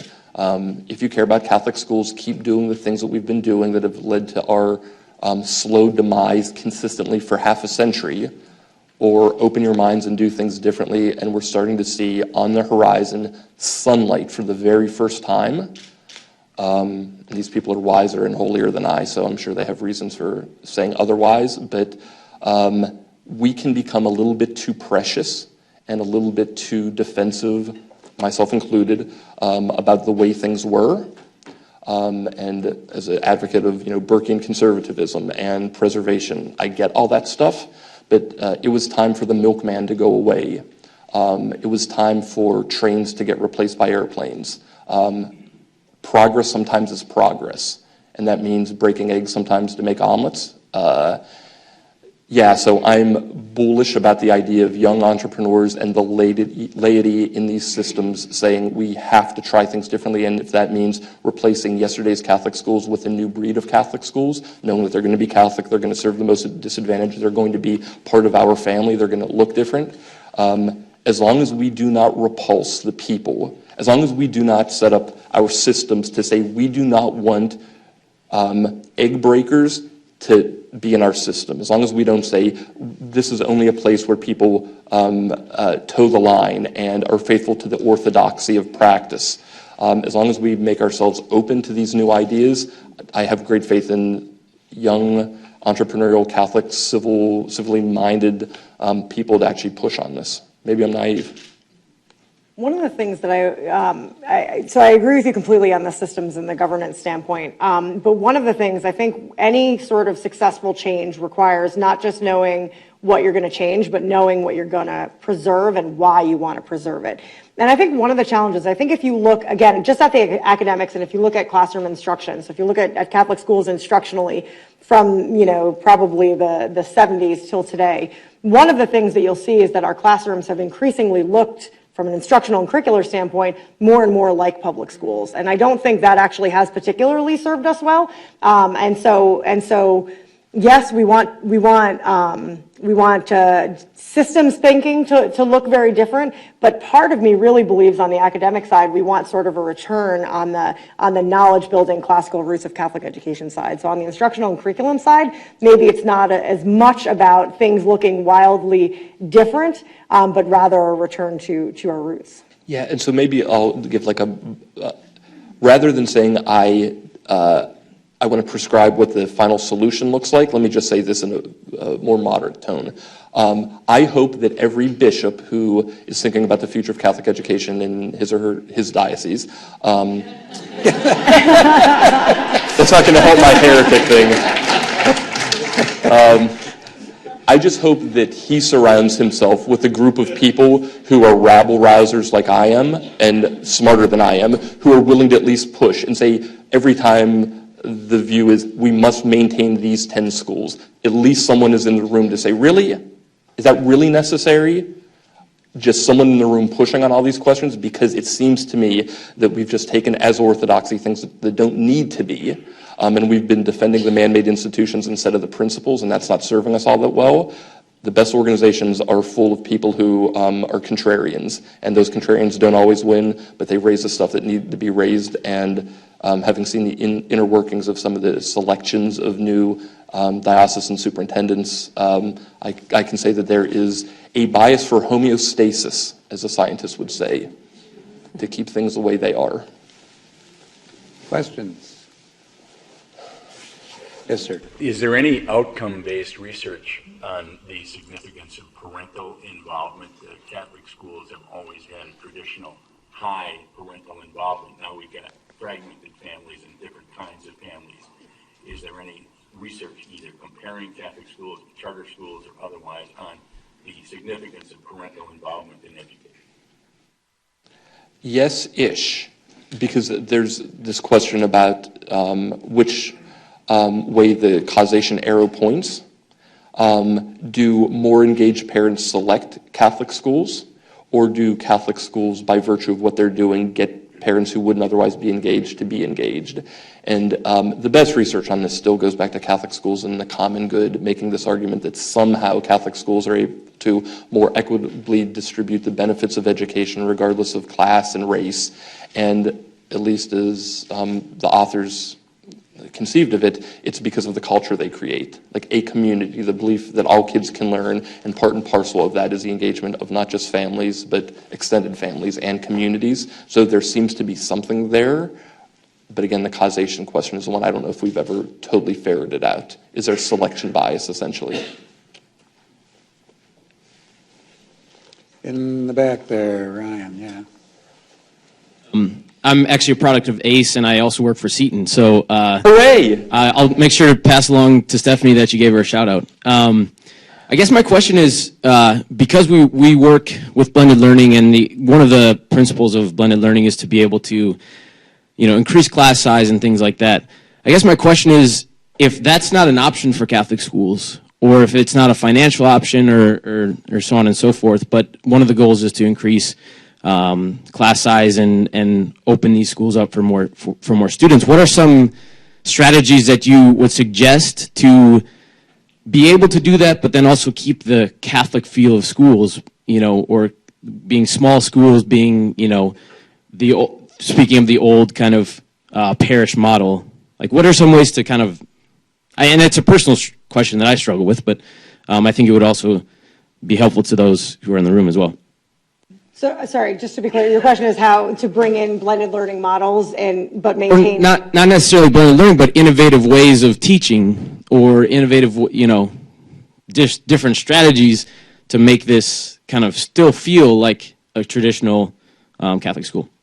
Right, that is a $1 million question for sure. I mean, I don't think there's any clear... I don't think there's any sort of, okay, well, here are the 3 steps, three-step solution to maintaining Catholic identity while innovating. But I do think making sure that it is a clear goal to maintain Catholic identity. One of the things that we're trying to do, so at, this summer when we first started having conversations with the principals and with some teacher leaders, we were asking about, well, what is it? So we're Catholic schools, what does that mean? What does Catholic identity look like? And one of the things that became clear is we just sort of took for granted the Catholic identity of our schools. So one of the things that we're trying to do while we change is actually name it and really talk about what it means to be Catholic schools, and having conversations with pastors as well to help define that. And so I think one of the things is naming what it is that makes us Catholic, and then making sure you don't lose that in whatever the changes are. So I think the answer would be different, but again, maybe an intentionality. My answer is going to sound way, way technocratic, but bear with me for a second. I'm so open to this idea of different delivery models and different systems for giving instruction. I am agnostic on that stuff, as long as, in the case of Catholic schools, they're getting good results and they're doing the Catholic identity thing really well.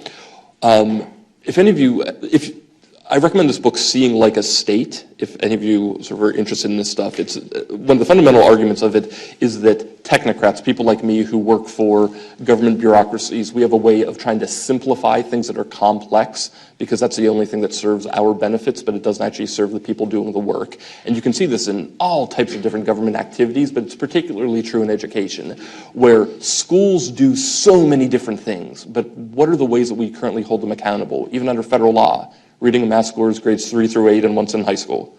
And then you can add some things onto that, like if you have an ESEA waiver. But no one in this room would ever say, even a public school, charter school of any type, is all about reading and math scores. But it is still true that we should be measuring what it is that we care about in schools. What gets measured gets done, and if you don't know if you're doing it poorly, you can't get better at it. What I'm getting to is, I would love it if somebody invested in a couple years worth of piloting, defining what Catholic identity is, what it looks like, and how it can be measured. So we can actually say, rather than my saying off the cuff, I hear that in a lot of dioceses, the Catholic identity in schools is widely distributed.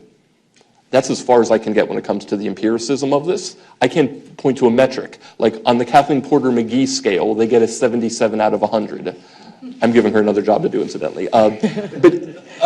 Rather than guessing about this stuff, it would be wonderful if, as you're thinking about blended, or as you're thinking about virtual Catholic schools, or if you're thinking about these networks, why don't we, as the funding community, public policy makers who care about this stuff, say, when you're reporting to us how you're doing, we want to see your reading math scores, we want to see growth scores, we want to see graduation rates, but P.S., we also want to know whether or not you actually are still Catholic, and in what ways you are and in which ways you're not. This doesn't seem like it would be that hard of a thing to do. Like I said, it feels kind of technocratic, and we we know Catholicism when we see it. But I think we could get a little bit more empirical about it. I agree, and one story maybe that speaks to this is, again, there is sort of this fear among some of our teachers that we're sort of charterizing, and when you really push and you say, well, okay, let's say that's true, why does that feel wrong? And it's like, well, I don't know. It doesn't feel. It feels different than who we are and what we're doing. But as we've tried to get, and we're nowhere near empirical, but as we've tried to get more intentional about naming what it is, what the Catholic identity looks and feels like in our schools, it allows us then, when we're bringing instructional lessons from our charter peers, to say, here's what we're taking, but here's what we're leaving, because this is the part that feels like it doesn't quite fit with our Catholic identity. And so again, I think just forcing ourselves to name it, even if, there's probably a much more systematic way to do it than we're doing it, and we look forward to your help in that, but yeah. How can I not call on Jane Casper? What impact, if any, has the homeschool movement had on Catholic and charter education? I have no idea, because the data on homeschooling is so sketchy. I can't even tell you with confidence, with like a 10% confidence interval either side, exactly how many kids are homeschooled today. The Homeschool Association will tell you one thing, state leaders will tell you another, because under some state laws, you're not allowed to count them, because this is too big of a government intrusion, and it is the right under Pierce v. Society of Sisters for families to choose what schools, and that means maybe no school at all or homeschooled. In other places, it is counted. So some people say it's 3 million, some people say it's 4 million, some people say it's 5 million kids are being homeschooled. I just don't know. And there used to be a rumor that it's mostly evangelical Christians. In the state where I worked as a deputy commissioner, we actually turned out it was much more diverse, our community. Less urban families, many more suburban, even some rural families, including some kids, like a huge proportion of them were students who were world-class athletes or world-class musicians who just needed space to do other stuff, and just normal schooling wouldn't work for them. And so when we don't know the numbers, when we don't know the content of them, we don't know where they would be going elsewhere, total guesswork at this point. Other questions? While I applaud the idea of entrepreneurial thinking when it comes to education, it still flies smack into the brick wall of economics. And so we have archaic funding structures for Catholic schools that inhibit sometimes entrepreneurial thinking. Do you have any examples where it has worked well and there has been a new structure to support entrepreneurial thinking about Catholic education? Do you want to start? Well, so the Archdiocese of New York, I don't know that this exactly gets at it, but it has Cardinal Dolan and Superintendent McNiff in the Archdiocese of New York actually moved to a regional structure so that it's not just parish supporting parish school, but there is resource sharing among regions within the New York Archdiocese. So I think Cardinal Dolan has been really, really forward thinking in trying to figure out what something different and what a different funding structure in particular might look like. That's the structural change that I know most intimately, but obviously even we rely pretty heavily on philanthropy as well to do some of this. Yeah, I think there are two different answers to this. The first is, and I haven't, I guess, sufficiently offended everyone, so I'm going to offend the last group here, which are philanthropists. All hate me equally. The first thing is the public funding piece. So in places where there are public programs, tax credits, vouchers, scholarships, or even these education tax credits or savings accounts, there are some places that actually in statute or regulation inhibit stuff that would be considered entrepreneurial. So in some cases, there are these gigantic bars to new schools entering the private school sector and participating in the public program. In some cases, you just have to be up and running for a while before you can actually participate in the program. Well, if I want to serve low-income kids, and I start a school and I can't get vouchers until I have kids, it becomes a catch-22. So we've seen remarkably very little entrepreneurial activity in some places we thought we would with public programs because of the way they were written. So I think changing the statutes and regulations the right way to enable more funding, funding more quickly, and even like in the charter sector, there's a federal program that's been going on for 20 years maybe, called the Federal Charter Schools Startup Program, where literally if you get approved to start a charter school, the federal government has a pot of money where you can get startup money, startup funds, to help with your facility, to help with early hiring, to help with early curriculum development. That stuff doesn't exist, and it could, so that's public funding. The other, and this is the stuff about philanthropists. I think most philanthropists who care deeply about Catholic schools have given in what I consider to be low leverage ways because it wasn't really clear there were high leverage ways to give. Like, we had schools, we knew they were under enrolled, we knew that there were low income kids, hence scholarships. Let's give kids scholarships, they can go to the schools that already exist, the schools that already exist can keep doing what they're doing. It served a need, more kids were getting educated, these schools could survive because they had more kids, things were good, but that served to keep things as they were. There are new philanthropists and at least one new fund, Drexel, which I mentioned earlier, that is thinking differently about this. How do we use private money to incubate the kind of stuff that Kathleen's doing, new pipelines of talent, other kinds of networks, new things like Cristo Rey, where you're not providing funding in perpetuity for scholarships, you're getting something incubated, starting, and then hopefully you can use public money to do the operations. So I think the philanthropic community has as much to learn and change as the rest of us who are doing the operations do. I believe we have succeeded in providing stuff for a lot of you to chew on for a while. If you feel Andy hasn't offended you, he'll be around for a little bit. Over in the corner. Mea culpa. No, I am deeply grateful to both of you for going to the lengths, literally, to come to Milwaukee for this and to give us your wisdom, your thoughts, and your, in effect, charge to take some fresh looks at a lot of things here. That said, it's 10:46. We're going to take a break. Thank you, everyone.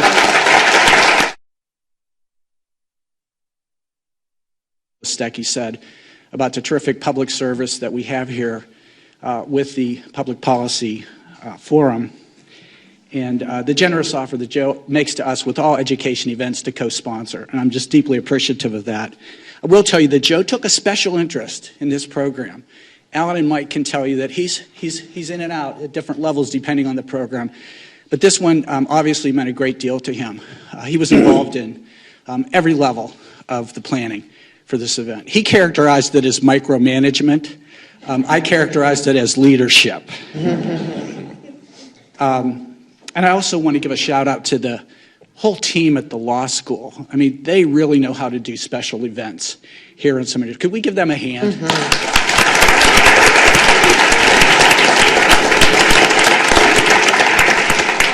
And a special note of appreciation to Shell Lubar, who really sponsors all of these events and makes it such a terrific public service that Marquette can provide.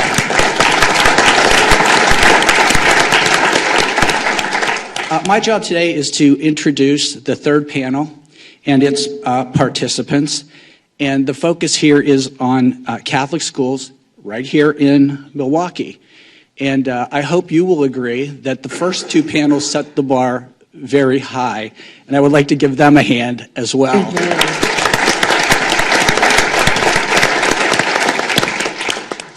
On our panel today, besides Mike Goucher, who needed no introduction before, so apparently needs no introduction now, we have across the board, and I'll give you their names later, a school leader, a pastor, and the superintendent of the schools of the Archdiocese of Milwaukee.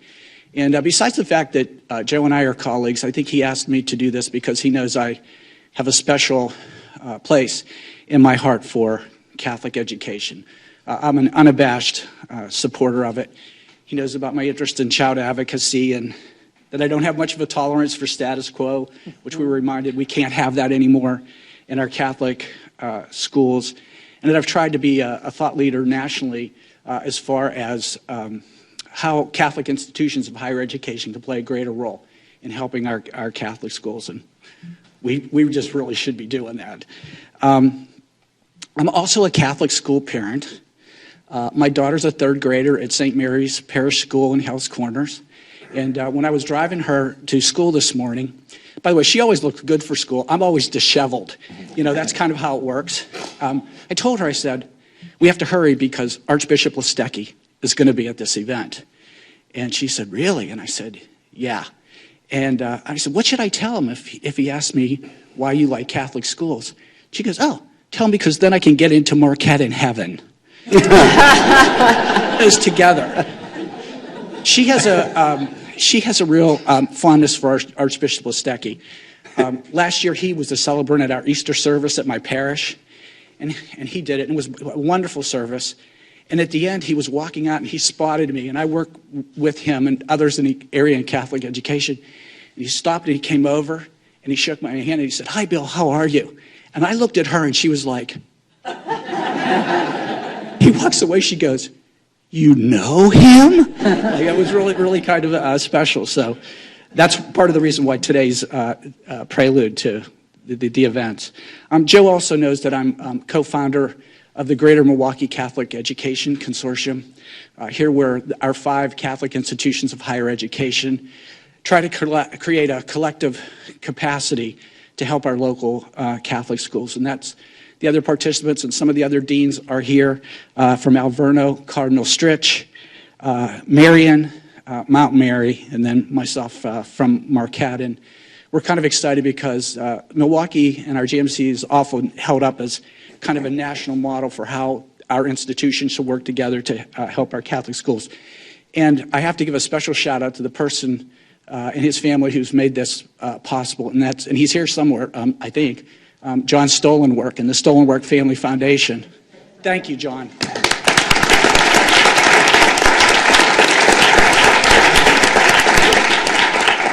I'm also involved with the planning for our Institute for Catholic Leadership.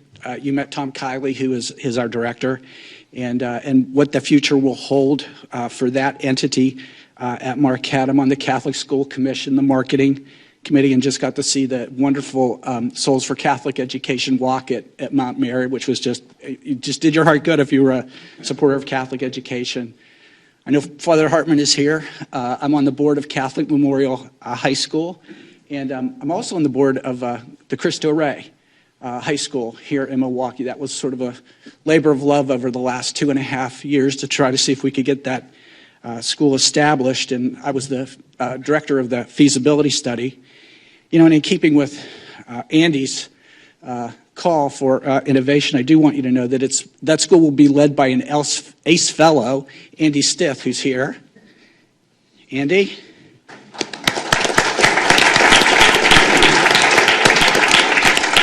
And the principal of that school comes from the Achievement First Network, and his name is Luke Harrison. He's here also.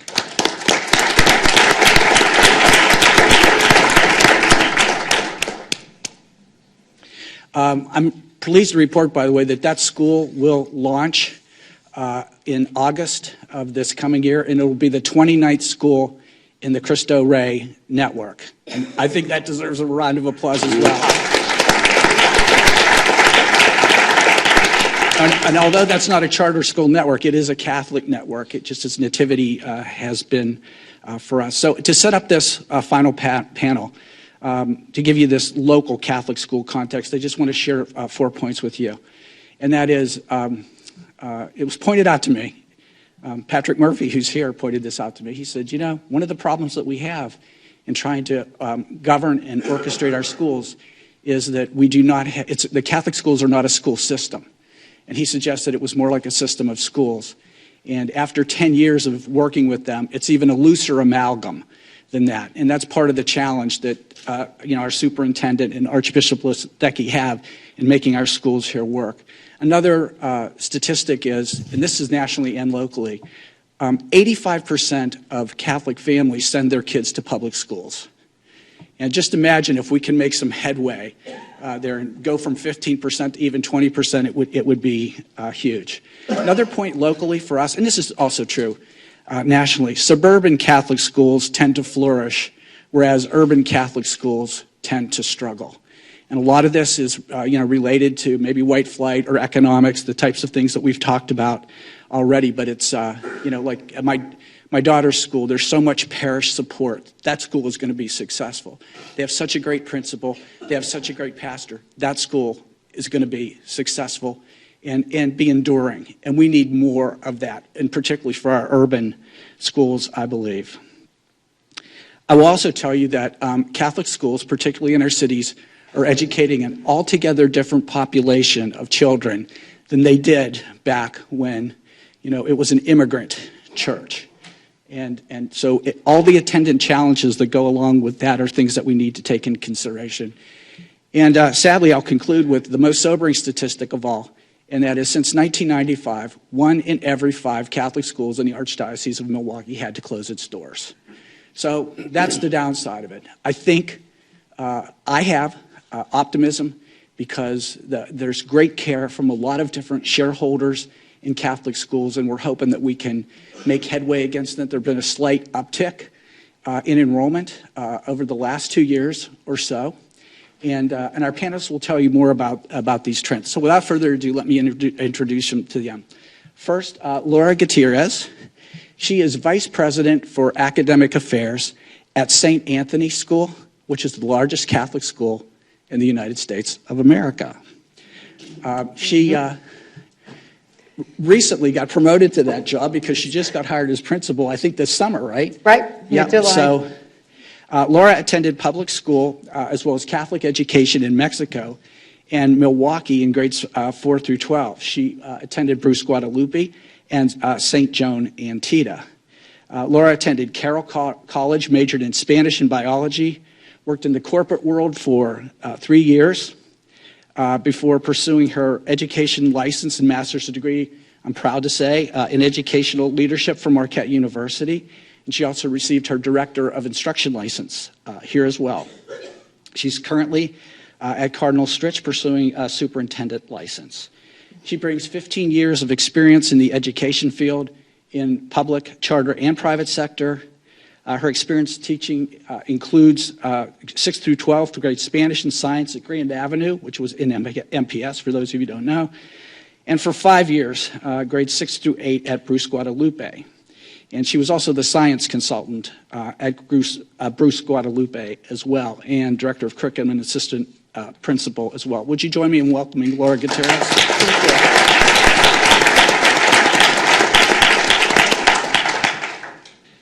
Father Tim Kitsky is our next panelist. Father Tim has been a priest for 25 years and is currently a member of the pastoral team serving Three Holy Women Parish, Old St. Mary Parish, Saints Peter and Paul Parish, Our Lady of Divine Providence Parish on Milwaukee's east side and River West areas. He is apparently a busy guy. He's also administrator of All Saints Parish, Milwaukee. He was born in South Milwaukee, went to DeSalle Prep Seminary High School here. His undergraduate and graduate degrees in philosophy are from the Catholic University of America in Washington, D.C. He has a pontifical and graduate degree in theology from the Catholic University of Louvain in Belgium, in addition to a Master of Divinity from St. Francis Seminary in Milwaukee. Before coming to the East Side, he was associate pastor at St. Roman Parish and Holy Family Parish. Father Tim also serves as chaplain to a number of organizations in the Archdiocese, and he is dean for District 13 of the Archdiocese, serving the priests in the downtown and River West areas of the city. Would you join me in welcoming Father Tim Kitsky?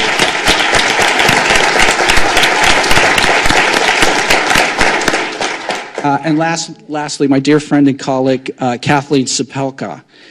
Kathleen is superintendent of Catholic schools for the Archdiocese of Milwaukee. She served in Catholic education for over 45 years in teaching and administrative roles at the elementary, secondary, and graduate schools levels.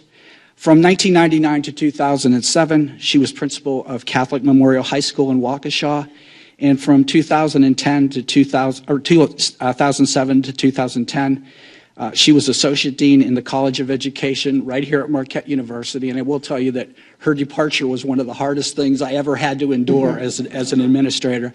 But knowing that she was going on to be the superintendent of Catholic schools is one thing that made it more than consoling. It just absolutely buoyed me. She serves on the boards with me, Cristo Rey High School, PAVE, St. Anthony High School, and Pius Catholic High School, and teaches a graduate leadership course for us here at Marquette. In 2009, she received the Vatican II Award for Service to Education from the Archdiocese of Milwaukee, and in 2013, the John Meyer Award from the National Catholic Education Association for Service to Catholic Education at the national level. Please join me in welcoming Kathleen Sapelka. Thank you all very much. Thanks, Dean Hink, and again, welcome back. We want to spend some time in the next hour talking about the future of K-12 Catholic education in Milwaukee, but I thought it might be helpful to lay the foundation for that discussion by talking about how we're doing, how we're faring compared to other cities around the country. Kathleen Sapelka, give us your assessment of how Milwaukee is doing, how the urban schools in Milwaukee are doing. Enrollment-wise, we're defying the national trends. Our urban enrollment at the elementary levels continue to rise. And I'm also very happy to report that for the second consecutive year, our high school enrollments across the Archdiocese, we have 14 high schools in existence right now. We will have 15 with the Cristo Rey in another year, have risen. So we're not looking at extreme changes, but we certainly are holding our own from an enrollment standpoint. Our deepest concern was referenced in the previous panel by Kathleen Porter McGee in terms of New York City, and that is the quality of our schools. We have 27 schools, urban schools, city of Milwaukee. A number of them are setting and achieving very high performance levels, but not all. And we're not satisfied with that. We also are concerned about I personally would prefer the term Catholic culture to Catholic identity, because I think it's a term that better references the all-embracing nature of what faith life should be in a school. Again, some of these schools are very remarkable in addressing that, others are not. And so we are in process. We're looking at ways to shore up both the academic performance, the Catholic identity / culture, as well as some operational efficiencies that would assist our schools, especially in the city of Milwaukee, to perform more effectively. 3 years ago, we engaged the Alliance for Catholic Education, ACE, the consulting branch of it, to do an in-depth study of each of our 27 urban schools. And the study was done in 5 different domains, focused on 5 different domains: Catholic identity, academic excellence, finances, governance, and development or advancement. And there were some themes that emerged pretty much applicable to all the schools. But the overriding message that we got out of that study was that we need to look at a better way of providing oversight of these schools in a way that achieves the kind of excellence and efficiency I was referencing before. So when I hear words from previous panels about bold initiatives and courageous thinking and so forth, I can say that that is what my team and I are very much involved in doing.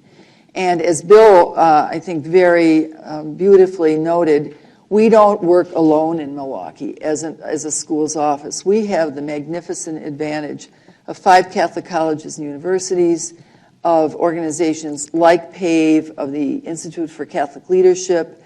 We are, in many ways, resource rich, but coordinating those resources is a challenge. And that is what I believe our leadership calls us to try to do. I'm going to get into the issues of leadership and governance in a little bit more depth in just a moment or so. But I think this is important to ask this question. Again, the first panel we talked about Milwaukee maybe is the best example of what can work for Catholic schools, and that is the fact that we do have parents who can send their kids to private religious schools. Where would we be without the voucher program? Where would Catholic education be in this community?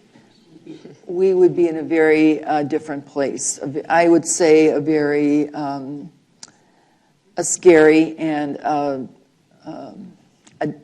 probably a purely survival mode place.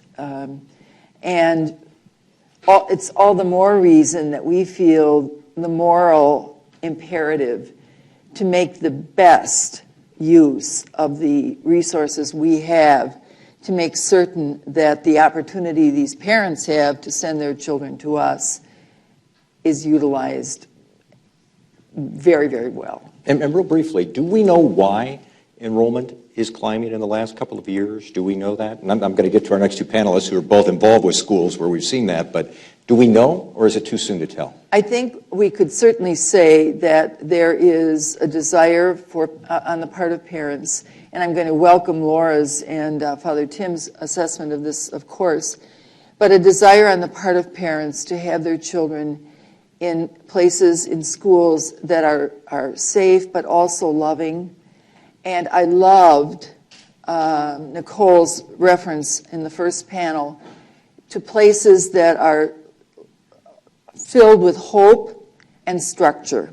Mm-hmm. And we provide those to fundamentally important components. So I think there's still much data to be gleaned about why parents are sending their children to us, but it certainly is to give their kids, give their students, give their children the best possible opportunity to be safe and to be loved and to have a chance at college mm-hmm.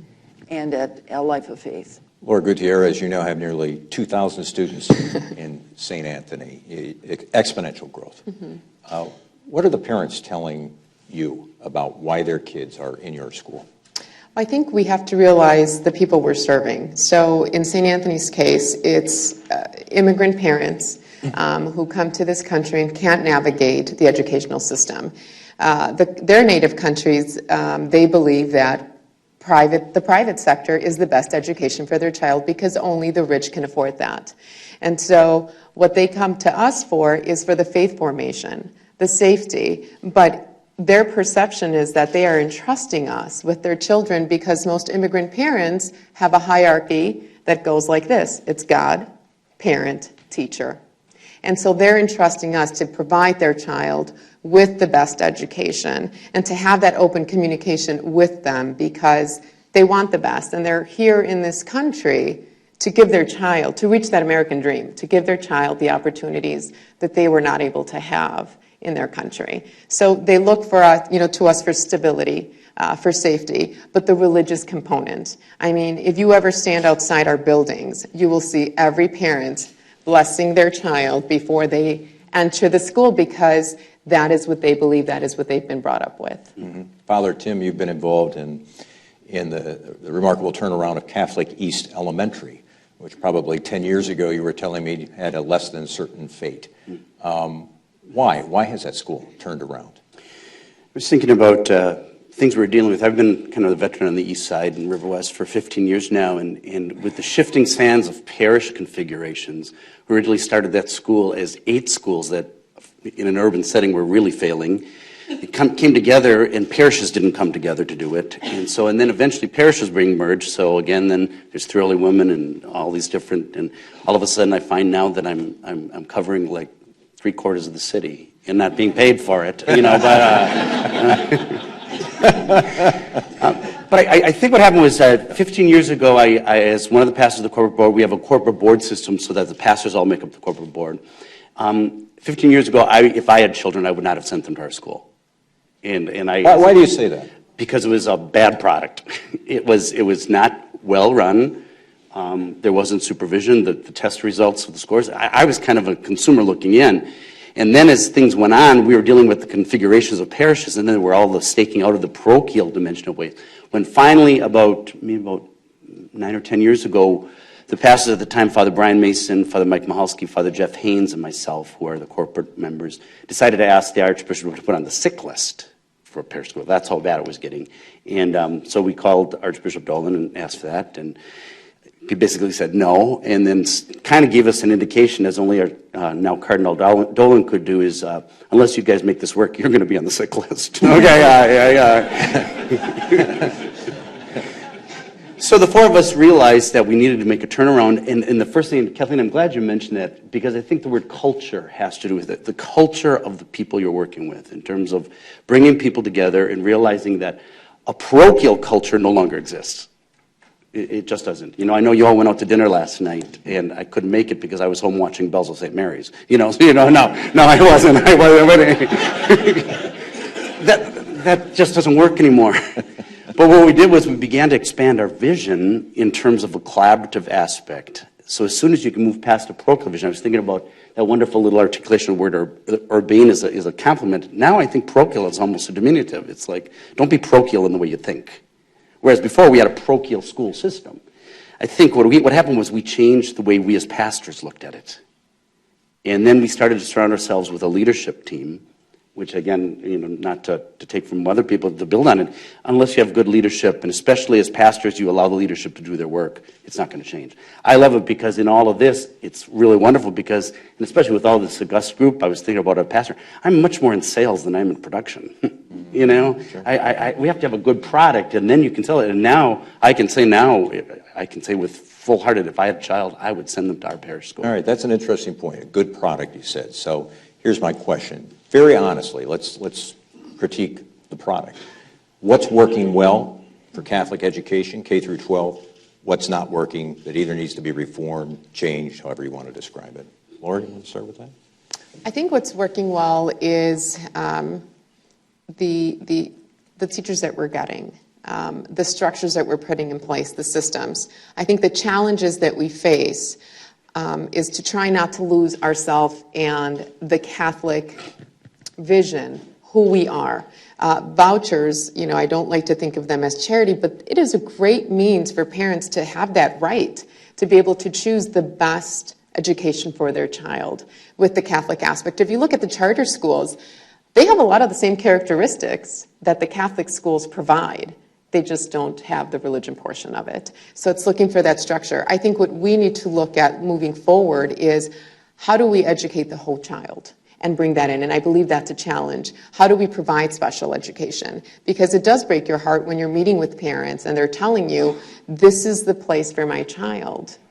But how can we better support them? And so trying to figure out how do we make that work, whether we become creative and start, fundraising or start having some of that entrepreneurship coming in to provide those means for the students. It has to be about the students, and we have to change the culture.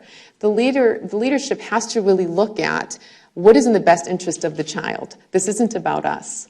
This is their only opportunity to be successful. So we have to fight that fight because the parents are entrusting us with that huge responsibility that we have. So I think for the Catholic sector, this is a very prime time to really show the world who we are and what we can provide the children, that we are educating them spiritually so they can get to heaven in college, and bring the parents along with that, because many times you have to educate the parents. I have a lot of parents who say, Ms. Gutierrez, but I can't help my child because I don't know English. And I say, it's okay. You just need to be there, and you need to be the best advocate for your child. You call and you tell us, what are we doing, what are we not doing, so that we can better prepare them to let them know what we need to do and support them in the avenue, because they don't know the way our system works here. They know their system, but they don't know our system.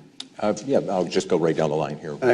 I mentioned, Mike, I used to love when you see the police cars going around and they have that little saying on the side of the car, attitude is everything. That is absolutely, I think, essential in terms of our change that we need to in terms of the school system. I think we need to kind of become a little bit more hopeful. We have to act like we're people of faith, and that this is a good system, we believe in it. And instead of putting out the capital letters of all the problems we have, or what distinguishes us, or the problems we're having, or the political dimensions, just do our job. And the attitude we take will determine the outcome of it. I think that's the way it is in life with everybody. But I think especially with our school system, that's why I was so glad to be on this panel. First of all, I didn't know why I was asked. But, it has to do with, I think, the basic approach you take, even if you do have worries and concerns in structural, and that's secondary to the attitude you take in, because if you surround yourself with people of like attitude, I think then leadership can take blossom. Superintendent Sapolka, you talked a bit about some of the areas of need in your opening remarks, but from your standpoint, what's working in the... Sure. Well, first of all, the fundamentally safe and sound and loving structures that have always characterized Catholic schools are still there. A person could walk into any Catholic school in our city at almost any time and be part of a culture of purposefulness, a sense of we know why we're here. That's working well for us. Something else that's working well for us really is coming out of our office and my team, and that is a concerted effort to have leadership in each school be viewed as more than just the single person who has the title of principal, but to have everyone in the school, through a shared leadership team that has a ripple effect, understand what it means to be a member of the St. Raphael or the St. Vincent Pallotti or the St. Anthony or the Catholic East community. So there's a real concerted effort out of our office to create a kind of unified buy-in at each school for the identity and the vision of that school. We've got professional development that is rich and constant for our teachers and for our principals. What we need is a more systematized way, and Laura mentioned it the other night and another principal did this morning, a more systematized way of getting everyone to participate in what we're trying to offer. And then, of course, to implement and to evaluate that. So I think we have a great deal going for us at the theoretical level, but we know that change doesn't take place out of theory. It takes place in practice. And one of the things I like to say about leadership is that it is daily. It is in increments, not in leaps. And what we need to have in every school, is not just a principal, but a staff of teachers who is paying attention to the needs of the children at every inch, not every mile, but every inch along the way. Principals who are visible, pastors who are visible, a culture where there's a sense of confidence that someone is steering the ship. And we have a ways to go in that regard. But a lot is going well, and we've got people who believe in what we're doing in every one of our 27 schools. I wanted to follow up on something that was talked about this morning. You know, we look at the experience of New York, and so we have this partnership that's dealing with schools in Harlem, in the South Bronx, very focused. So I'm struck by the fact that in the Milwaukee Archdiocese, we have really different types of schools. We have more suburban Catholic schools that have their own set of students and challenges, and then we have schools where a lot of the kids are poor and where they have their own set of challenges. Do we need to do something like they've done in New York, where we say, from a governance standpoint, we're going to create something separately that deals with the specific needs of kids in the urban settings who face a lot of challenges in their lives? Do we need to look at something different like that? Well, you're the first ones to hear it. We are looking at that. Nothing is in place yet. Nothing is really developed or designed yet, but we are taking on the challenge. Our vision is that we need to improve the way we administer, the way we oversee, the way we assist our schools. And most fortunately, Archbishop Listecki is right on target with this.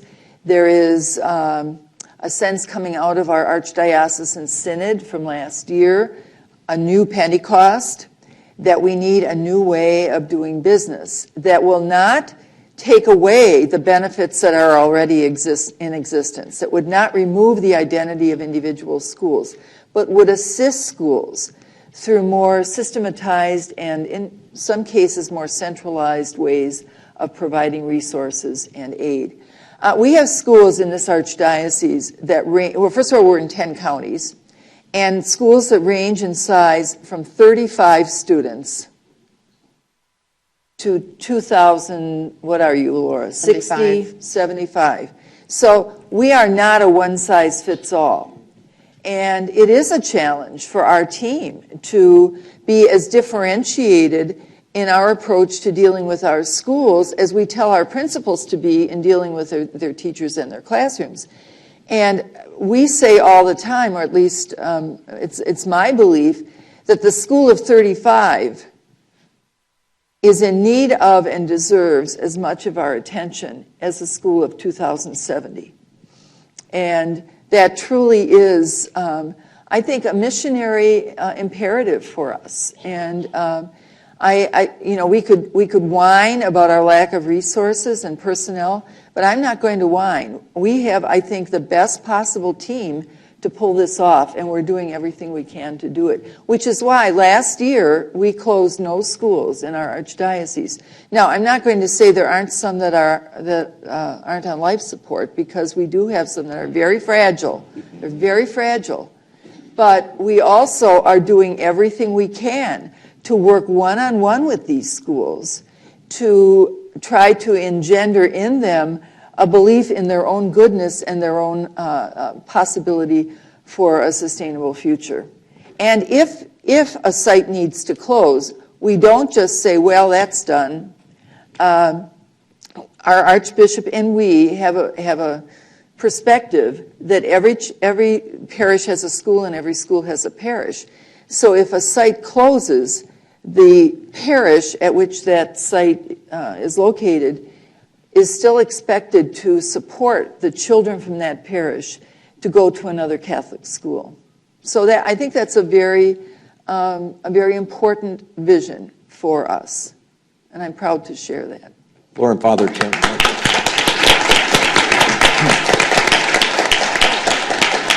I'd like to get your perspective on what you think would help Catholic education, K-12 education, the most in Milwaukee at this moment in time.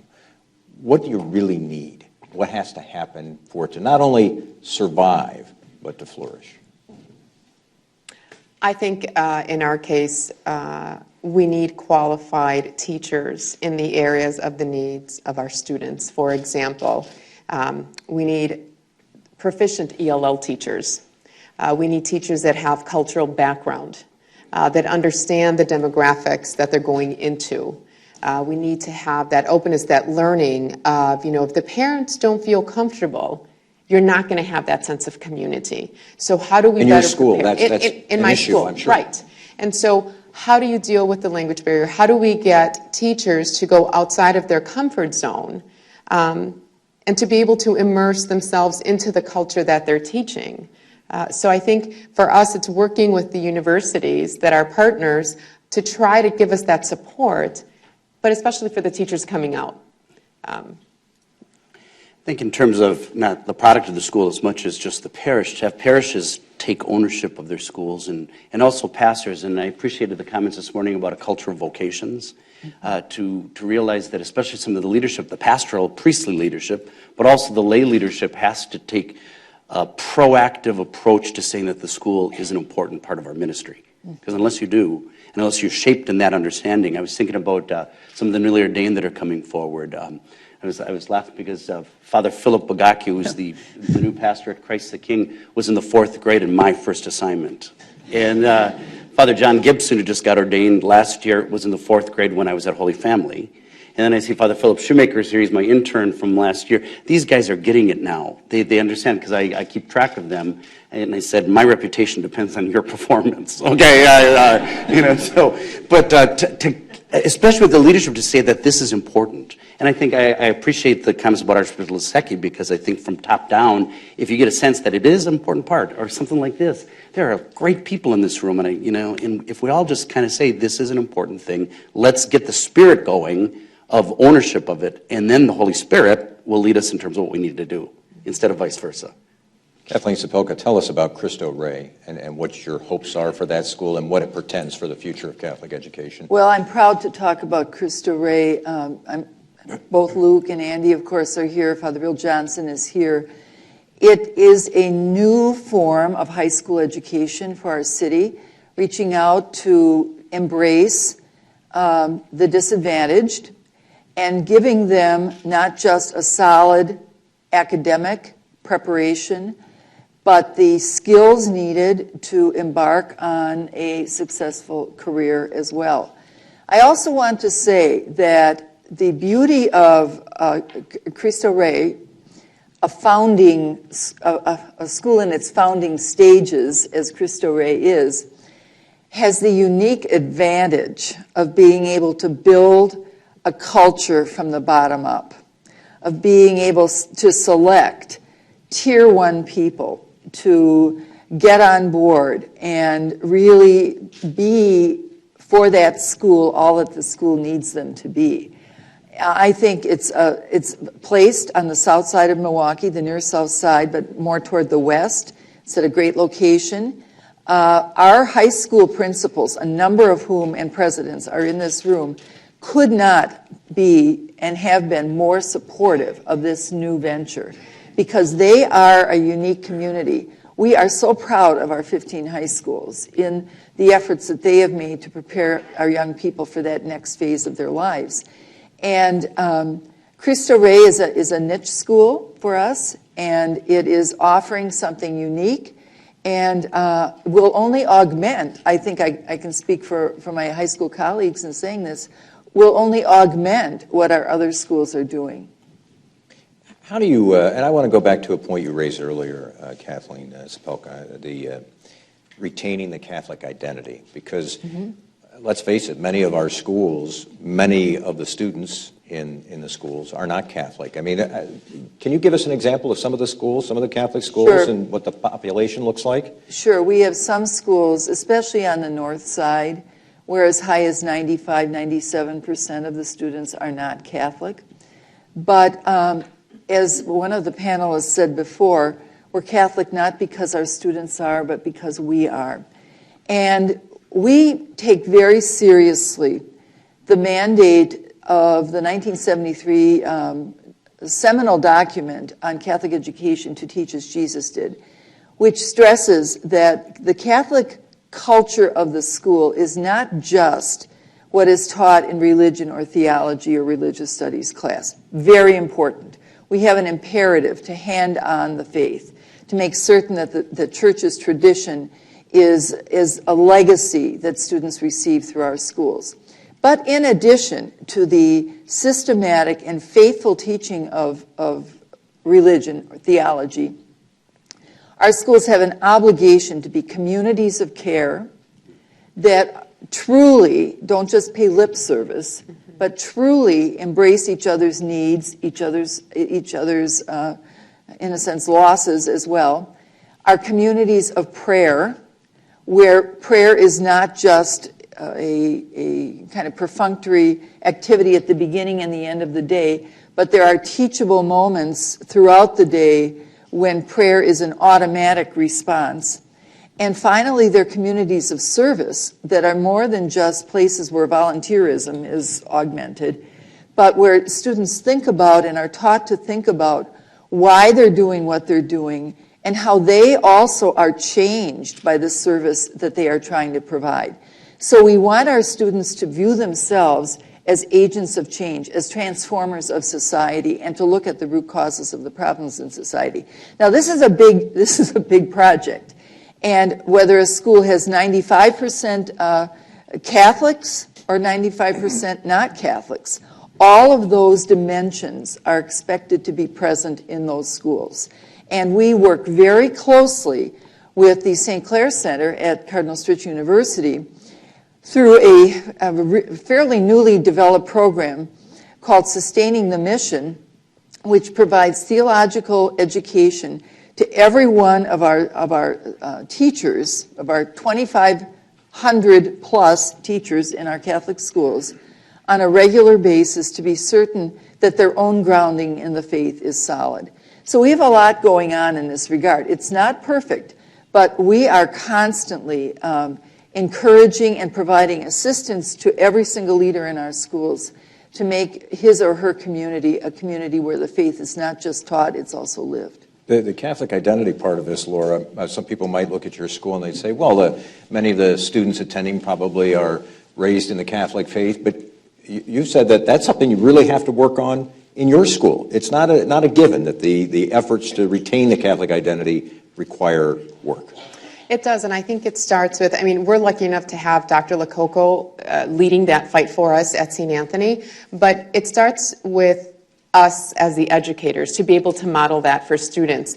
If we could have all Catholic teachers, that would be great, but in reality, we struggle with that sometimes, so I think we have to be very intentional with what we do. We hire for mission. Everything is strategic, and we have to embody that vision that is coming out from the Archdiocese to do that, and for our students, because we all know they're kids. So especially when you get to the high school, they might not want to sit at church anymore, but so they need to also know why, but we need to show that we're valuing it as the adults leading this fight. Father Jim? Did you ever have a college course when you're in it, you think, how is this possibly going to serve me? I know that doesn't happen at the law school or the... Never. About 40 years ago, I was in a Thomistic metaphysics class, and I was thinking to myself, I got to take this, but I don't know why. But there's something that helps me with the Catholic culture identity question. For Thomas Aquinas says that there's three fundamentals to human existence. It's truth, it's goodness, and it's beauty. And those are the three elements that they're called existentials. And so I think in terms of our identity as Catholic schools, we're pretty good on the truth, as Dr. Sapelka says, the dogma and the teachings of the church. And we're really working hard, I think, on the goodness when you think about Souls for Education and getting that sense of Catholic social teaching, the dignity of the human person, in that sense. And I think our kids get that.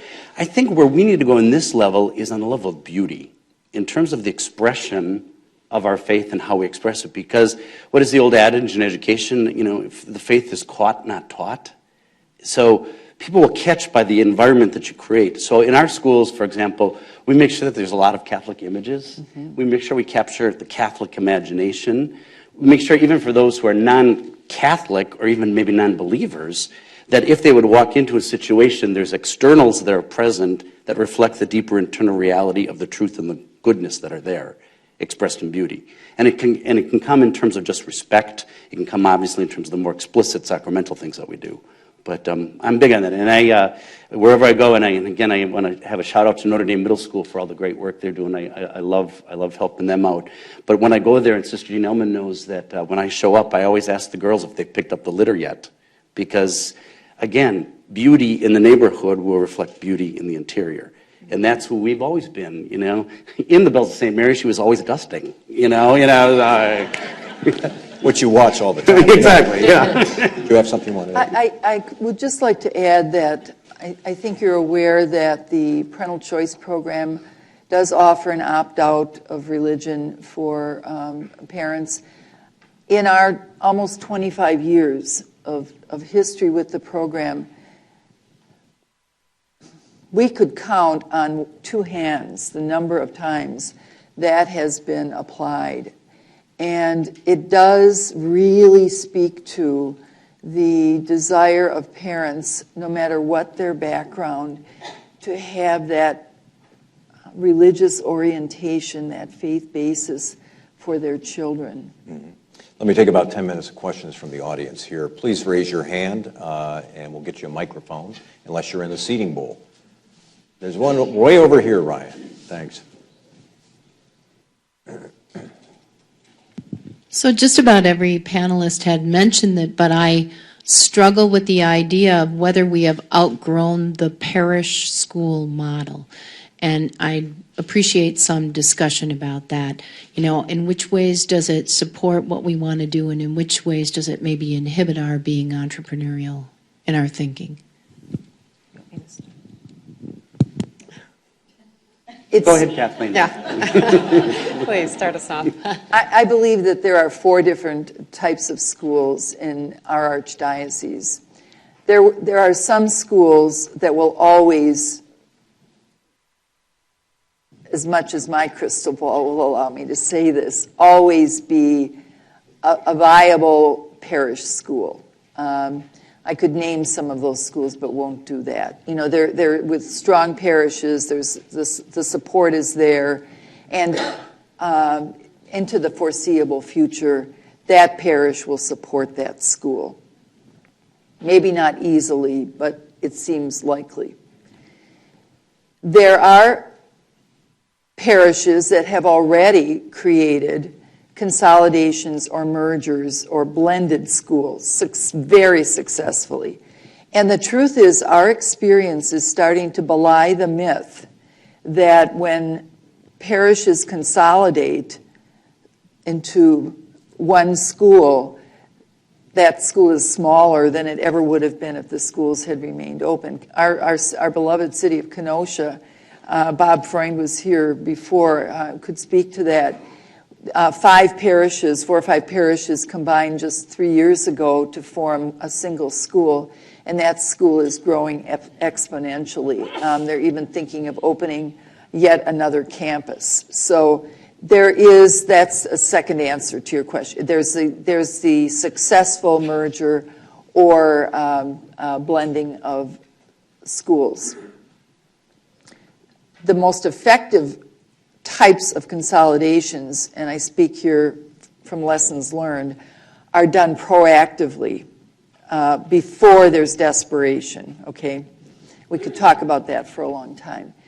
Then there's a third category of schools that are still sustainable, but need to start looking at partnering, perhaps sharing teacher resources, perhaps sharing buildings for particular classes, but to look seriously at some form of clustering or collaboration, not to form a new independent unit, but to look at systematic ways of sharing what they do. And then there are the schools that are, unfortunately, that third category has schools that are close enough together to make this feasible. The fourth category of school, though, is the most problematic and what causes us the most ache, because these are schools that are very tiny and they're too far away, 15 miles or more from another school to really make any kind of consolidation feasible.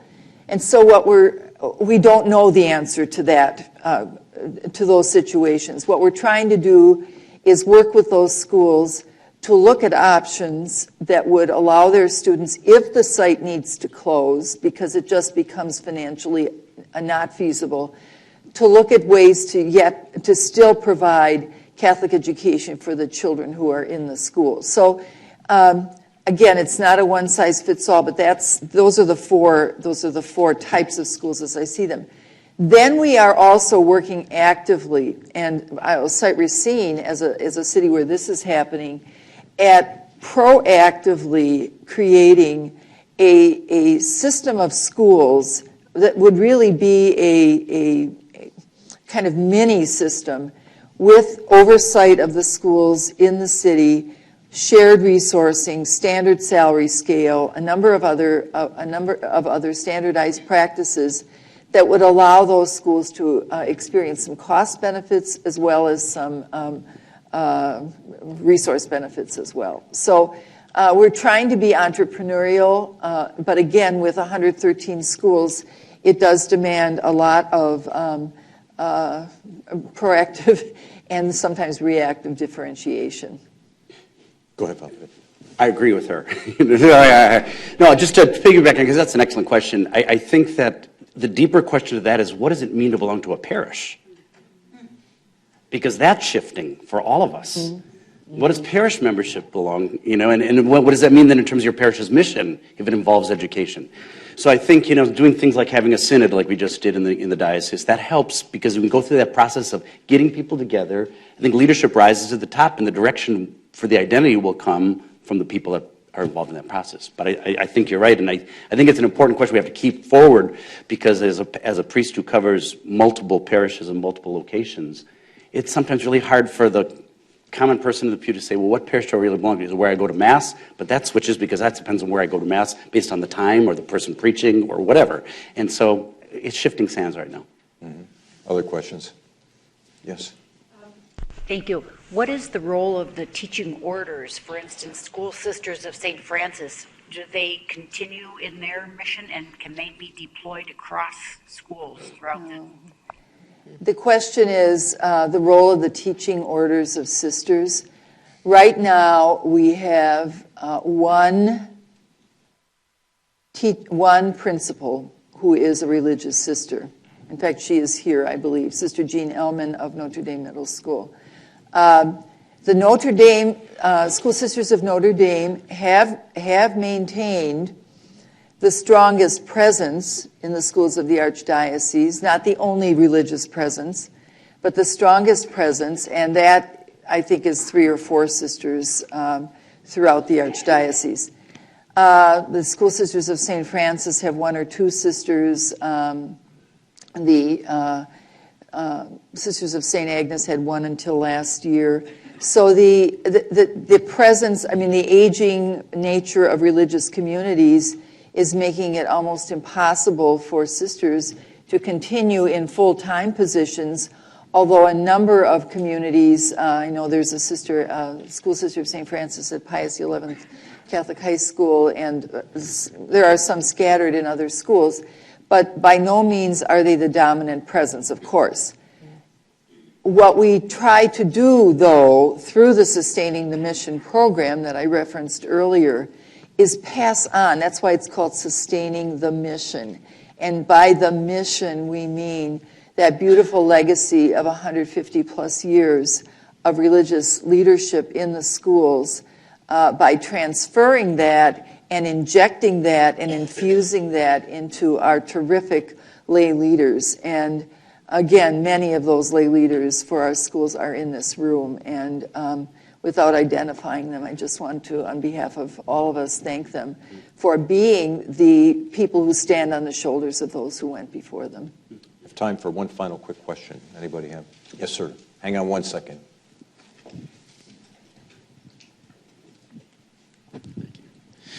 So a lot of the ideas that have been expressed today have been kind of technical solutions to the struggles, the financial struggles, the pedagogical struggles that these schools are facing. And I'm wondering, to what extent can Catholic schools separate themselves from the problems of the church, like at large? And in what ways do they need to accommodate that? Father, do you want to pick that up? Tell us how we can separate that. I'd be happy to if you don't want to. Is there a lunch served with this? Again, a great question. I think we'll all go back to the fact is that even the idea of separating it is impossible. No. You can't, because we're not going to establish a competing school system separate from the church. It's part of as the Archbishop started this day out, it's part of the teaching mission of Jesus Christ. I think what's going to help us in this is that I think we have to go a little bit back, and Kathleen, I'm glad you used the image. We stand on the shoulders of a lot of people. I think we need to study more history to understand the history of the Catholic schools in the Catholic Church, because it's never been easy. No. And it's never, there's always been things happening. There's always been nativism and things like that. There's always been problems. But what changes is when you find the people who are willing to be, on the pilgrim of faith, to take the route, to take the leadership. I think we have to really work hard at leadership development, in which people have a collaborative understanding of what they're doing. It's no longer me and my little domain. It has to be collaborative. It has to be collaborative. It also has to be innovative. We have to take some risks. You have to walk off the cliff every once in a while. And it's been my experience in terms of we have to stop worrying so much about money, period. And I know that there are many generous people, but what I've discovered in the missions that I help, what is Field of Dreams? If you build it, they'll come. And if money follows mission. If you get a good mission going, the money will come. So those are some of the things I think. So, stop worrying so much and start trusting in the Lord, who's in charge anyways.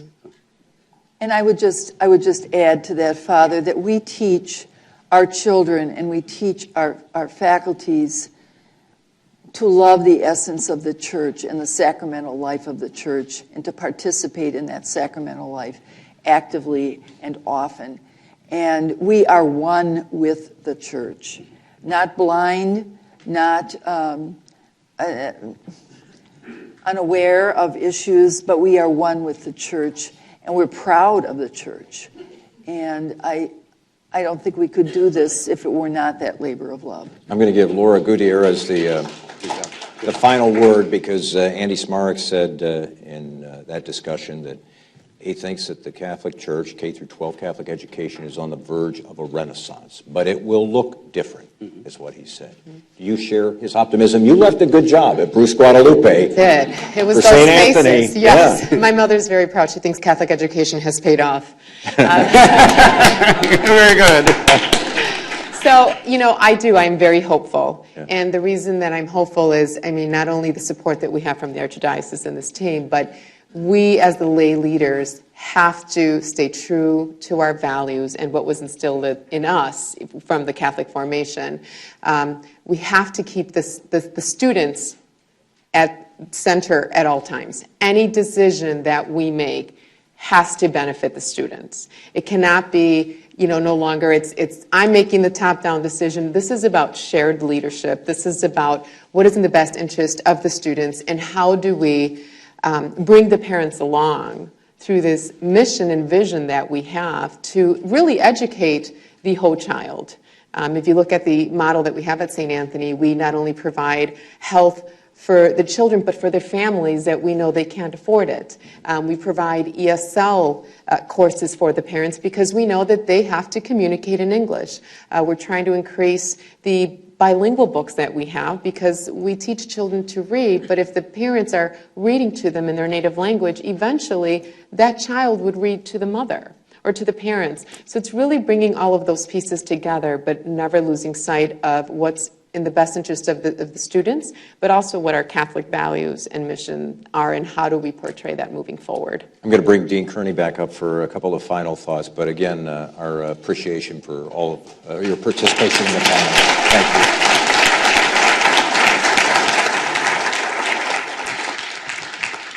So thank you, Mike. Our commitments at the law school include running things on time, and as a related matter, eschewing long concluding remarks. So let me do three simple things, not to say unimportant. One is to thank our guests on the three panels today, both those who came from afar, Peg Brinnig, Nicole Garnett, Kathleen Porter-McGee, and Andy Smarek, and also those who work in the local vineyard, Kathleen Sapelka, Laura Gutierrez, and Father Tim Kitsky. The second is to thank all of you who have been with us today. We regard our essential work as education, not policy setting ourselves, and I believe that these three panels are part of an important educational process, at least for me, but I know from comments already during the various breaks for many of you as well. Such is our intent at the law school and Marquette University more generally. And the final thing is a commitment that we will return to this topic In fact, we project to do a major national survey of public opinion concerning Catholic K-12 education in the coming year. We will do this through the Marquette Law School poll under the leadership of Professor Charles Franklin. The Marquette Law School poll has received national acclaim. The phrasing is not too strong for the precision with which it has captured public opinion over the past several years, including as recently as earlier this month. The attention and acclaim may have largely been for correctly tracking the political horse races, but the Marquette Law School poll surveys public policy topics much more generally, as the Catholic K-12 education survey will reflect. In any event, when we have done that, we will invite you back, and we hope that you will join us again. Thank you.